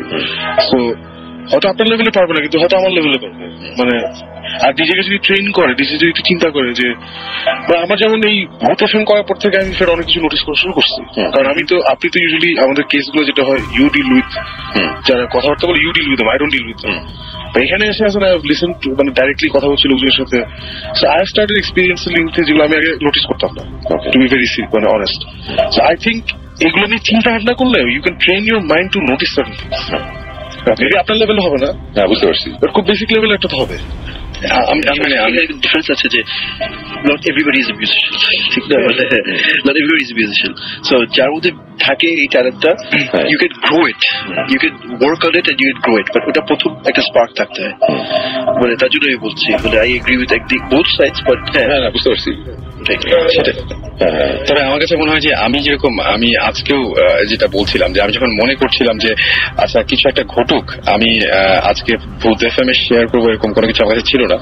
যে মুহূর্তে আমি মনে করেছিলাম সেই মুহূর্তে যে কিছুটা দেখা গেল, বা আজকে হয়তো এই জন্যই সবাই এইখানে আমরা যেটা আছি বসে, তাদের মধ্যে একটা কিছুটা হয় বা কিছুটা ফিল করি বলেই তো এইখানে এরকম একটা ব্যাপার যে এই বিষয়গুলো নিয়ে কথা বলছি। তো আমার কাছে মনে হয় আমি যাবো যে ব্যাপারটা আসলে ন্যাচারাল। আমার কাছে মনে হয় যে বোঝা না বোঝার ব্যাপারটা অনেকটা ন্যাচারাল, এবং এটা শেখা বা এভাবে বোধহয় হয় না, আমার কাছে মনে হয় তাই। মানে যেটাই হোক, মানে আমার কাছে হচ্ছে যে এখন আমি যদি চিন্তা করি যে আমি গিটার শিখতে চাই, শিখলাম, জীবনে যেটা বলতেছিল যে একসময় আমি গিটার শিখাতাম, বেস গিটার শিখাতাম, অনেক আগে অনেক স্টুডেন্ট ছিল, প্রত্যেক মাসে 30-40 স্টুডেন্ট শিখাতাম।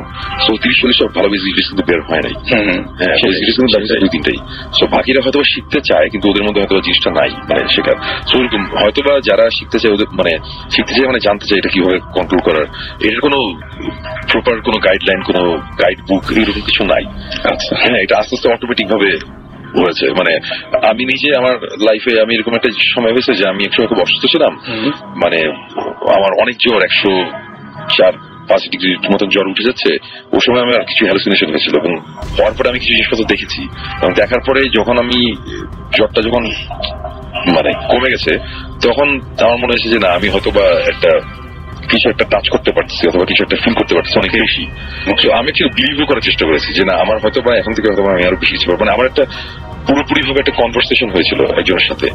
আমার জ্বর ছিল অনেক বেশি এবং ওর মধ্যে কেউ একজন আমাকে বলতেছে যে তোমার তোর তো ইয়ে হয়েছে যাওয়ার সময় তোর বেশি সময় নাই, আমাকে একটা টাইম বলে দিচ্ছে এই সময় নাকি মারা যাবো। আচ্ছা হ্যাঁ, এবং আমি বলতেছি যে তুমি কে, মানে আমার সাথে কথা বলতেছে কেন? তখন সে এরকম ভাবে কথা বলতেছে যে অ্যাজ ইফ সে আমার খুব ক্লোজ একজন আত্মীয় টাইপের কেউ যে আমার যে একসময় মারা গেছে। আচ্ছা, তা আমি তখন বলতেছি যে তুমিও হইতে পারো না, সে আমাকে তুই করে বলে না, সে কখন আমাকে তুই করে বলে না, সে আমাকে তুমি করে বলছে। আচ্ছা, কিন্তু তারপরে সে আমার বলতেছে, আমি তখন লজিক খাটানোর চেষ্টা করতেছি। একটা সময় আমাকে বলতেছে যে আরে তো আর কয়েক মিনিট মানে, এবং সবচেয়ে ইন্টারেস্টিং ব্যাপার ছিল কি যে সে আমার জ্বর তখন 102, 102.5, ঠিক যেই টাইমটার কথা সে বলছে, সে 3-4 ঘন্টা পরের কথা বলছিল, ঠিক ওই টাইমের 10-15 মিনিট আগের থেকে আমার জ্বর বেড়ে যায় এবং ওই স্পেসিফিক ওই টাইমে আমার জ্বর তখন প্রায় 105-এর মতো কাছে চলে গেছে। আমি তখন বাথরুমে আমার গায়ের মধ্যে মানে বরফ পানি সব ঢালা গেছে, 2 ডিগ্রি বললি তো শেষ। হ্যাঁ, মানে কিছু ডিগ্রি, এবং আমি তখন বারবার বলতেছিলাম যে তখন 11টা 4, মানে 11টা 4 বাচ্চা কিনা, 11টা 4 কি হয়ে গেছে, 11টা 4 কি হয়ে গেছে। আমি তখন টেম্পারেচার বাড়ানো যাবে সেটাই। সো আমার মনে হয় যে ওই ঘটনার পর থেকে আমার মনে হচ্ছে যে না এখন থেকে আমি আরো অনেক বেশি কিছু ফিল করতে পারি, বুঝতে পারি। তো জিনিসটা আমাকে শিখাই দেয়নি, আমি হয়তো এরকম একটা সিচুয়েশনে পড়ছি, আমার ডিফেন্স মেকানিজম হয়তো কাজ করছে সেভাবে যে ঠিক আছে তোমারে প্রোটেক্ট তোমারই করতে হবে এবং করতে গেলে তোমার বুঝতে হবে এইসব জিনিসের সাথে আমার ফাইট করতে গেলে তোমার এই জিনিসটা লাগবে, এইটা হচ্ছে তোমার জিনিস, তোমার ভিতরে ছিল বাইরে হয়ে গেছে। মানে ব্যাপারটা হয়তো এরকম হতে পারে, আমি জানি না। আমাদের তো এইসব ব্যাপারে অফিসিয়াল জ্ঞান খুবই কম, আমরা তো এক্সপিরিয়েন্স থেকে যা করার করছি। কারো যদি কোশ্চেন থাকে আমি বলবো যে কোশ্চেনের কিছু নাই, বিকজ বেসিকটা কেউ আমাকে শিখায় নেই, গানও কেউ আমাকে শিখায় নেই। আমাদের মনে হয় আজকে শেষ করা উচিত, শেষ করে দিই আমরা আজকে। আর আজকে SMS আমি পড়ার চেষ্টা করেছি, তারপরে আপনাদের SMS গুলো থাকলো আমার কাছে। নেক্সট উইকে নিশ্চয়ই আমরা আজকে অনেক মানে কি বলবো যে গল্পগুলো আমরা শোনার জন্য অপেক্ষায় ছিলাম সেই গল্পগুলো আজকে বেশি করলাম আমরা, এবং সেই ঘটনাগুলো আমরা বেশি জেনেছি। আর নেক্সট শোতে ডেফিনেটলি আপনাদের মধ্যে থেকে কেউ না কেউ থাকবেই, আমাদের কাছে SMS থাকছেই আপনাদের, এবং ডেফিনেটলি আপনারা আমাদের সাথে শেয়ার করবেন সেই আপনাদের অভিজ্ঞতাগুলো, সেটা SMS এর মাধ্যমে। SMS করার নিয়ম হচ্ছে শাউট লিখে স্পেস দিয়ে আপনার নাম লিখে স্পেস দিয়ে আপনার মেসেজ লিখে পাঠিয়ে 9840 নম্বর, অথবা সরাসরি আমাদের ইমেল করতে পারেন। আর ইমেল অ্যাড্রেসটি হচ্ছে bhutfm@radiofurti.fm। আমার মনে হয় যে সমস্ত গল্প আপনারা ডিটেইলে জানাতে চান আমাদেরকে, যে কি ঘটেছিল, কি অবস্থা, কোথায়, সবকিছু আপনি যদি ইমেল করেন তাহলে আমাদের আরো বুঝতে সুবিধা হবে, পরে আমরা আপনাকে এখানে নিয়ে আসতে পারবো। আর যারা এখানে SMS করছেন, SMS দেখে আমরা কল করবো আপনাদেরকে। তো আজকে এখানে শেষ করি না?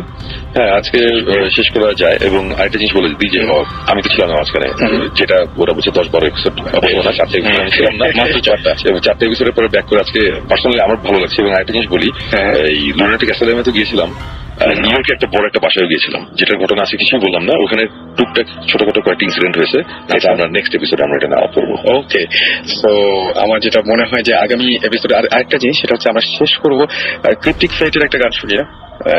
আমার যেটা মনে হয় যে ক্রিপ্টিক ফ্লাইটের একটা গান শুনি। আপনারা এখানে সাকিব ভাই যেহেতু আছে, শুধু খারাপ লাগবে না। আর আমাদের শো আজকে এখানেই শেষ করতে হচ্ছে। স্টে টিউন টু রেডিও ফুর্তি। আর আমার যেটা মনে হয় যে আপনারা ইমেলটা বেশি করে করবেন। ইমেলটা করলে যেটা সুবিধা হবে যে আপনার সাথে কমিউনিকেট করতে অনেক সুবিধা হয়ে যায়, কারণ এই 7টা দিন এবং 7টা দিনে ইমেল করার পরে যেটা হবে সেটা হচ্ছে যে আপনাদের মধ্যে কেউ একজন হয়তো আমাদের মাঝে এসে আমাদের সাথে শেয়ার করবে তাদের অভিজ্ঞতাগুলো। এবং আজকে নিশ্চয়ই মনে আছে যিনি আমাদের অতিথি হিসেবে এসেছিলেন, সেই ঢাকাইয়া মানুষটি, যিনি বল যে ওল্ড টাউন বলে পরিচয় দেন, তিনি কি অনেকগুলো ঝামেলার সম্মুখীন হয়েছেন, এবং সেই গল্পটা সেই ঘটনাটা আমরা পুরোপুরি আপনাদের শুনিয়েছি। তো আপনাদের মধ্যে কেউ একজন আসবেন নেক্সট উইকে, সেই আশা রাখছি। এবং বেশি বেশি করে রেডিও ফুর্তি শুনবেন, বেশি বেশি করে সাহস রাখবেন মনে, কারণ ভূত এফএম শুনতে হবে প্রতি শুক্রবার ঠিক রাত 11:59। আর আপনার SMS এর মাধ্যমে জানিয়ে দিন আপনার অনুভূতি আপনার ইমেলের মাধ্যমে। আজকে শেষ করছি। থ্যাংক ইউ সুমন ভাই, অনেক অনেক ঘটনা জানলাম এবং অনেক কিছু জানলাম আপনার কাছ থেকে, যেটার জন্য আমরা ওয়েট করছিলাম এতদিন। অ্যান্ড সাকিব ভাই thank you, thank you Jibran ভাই।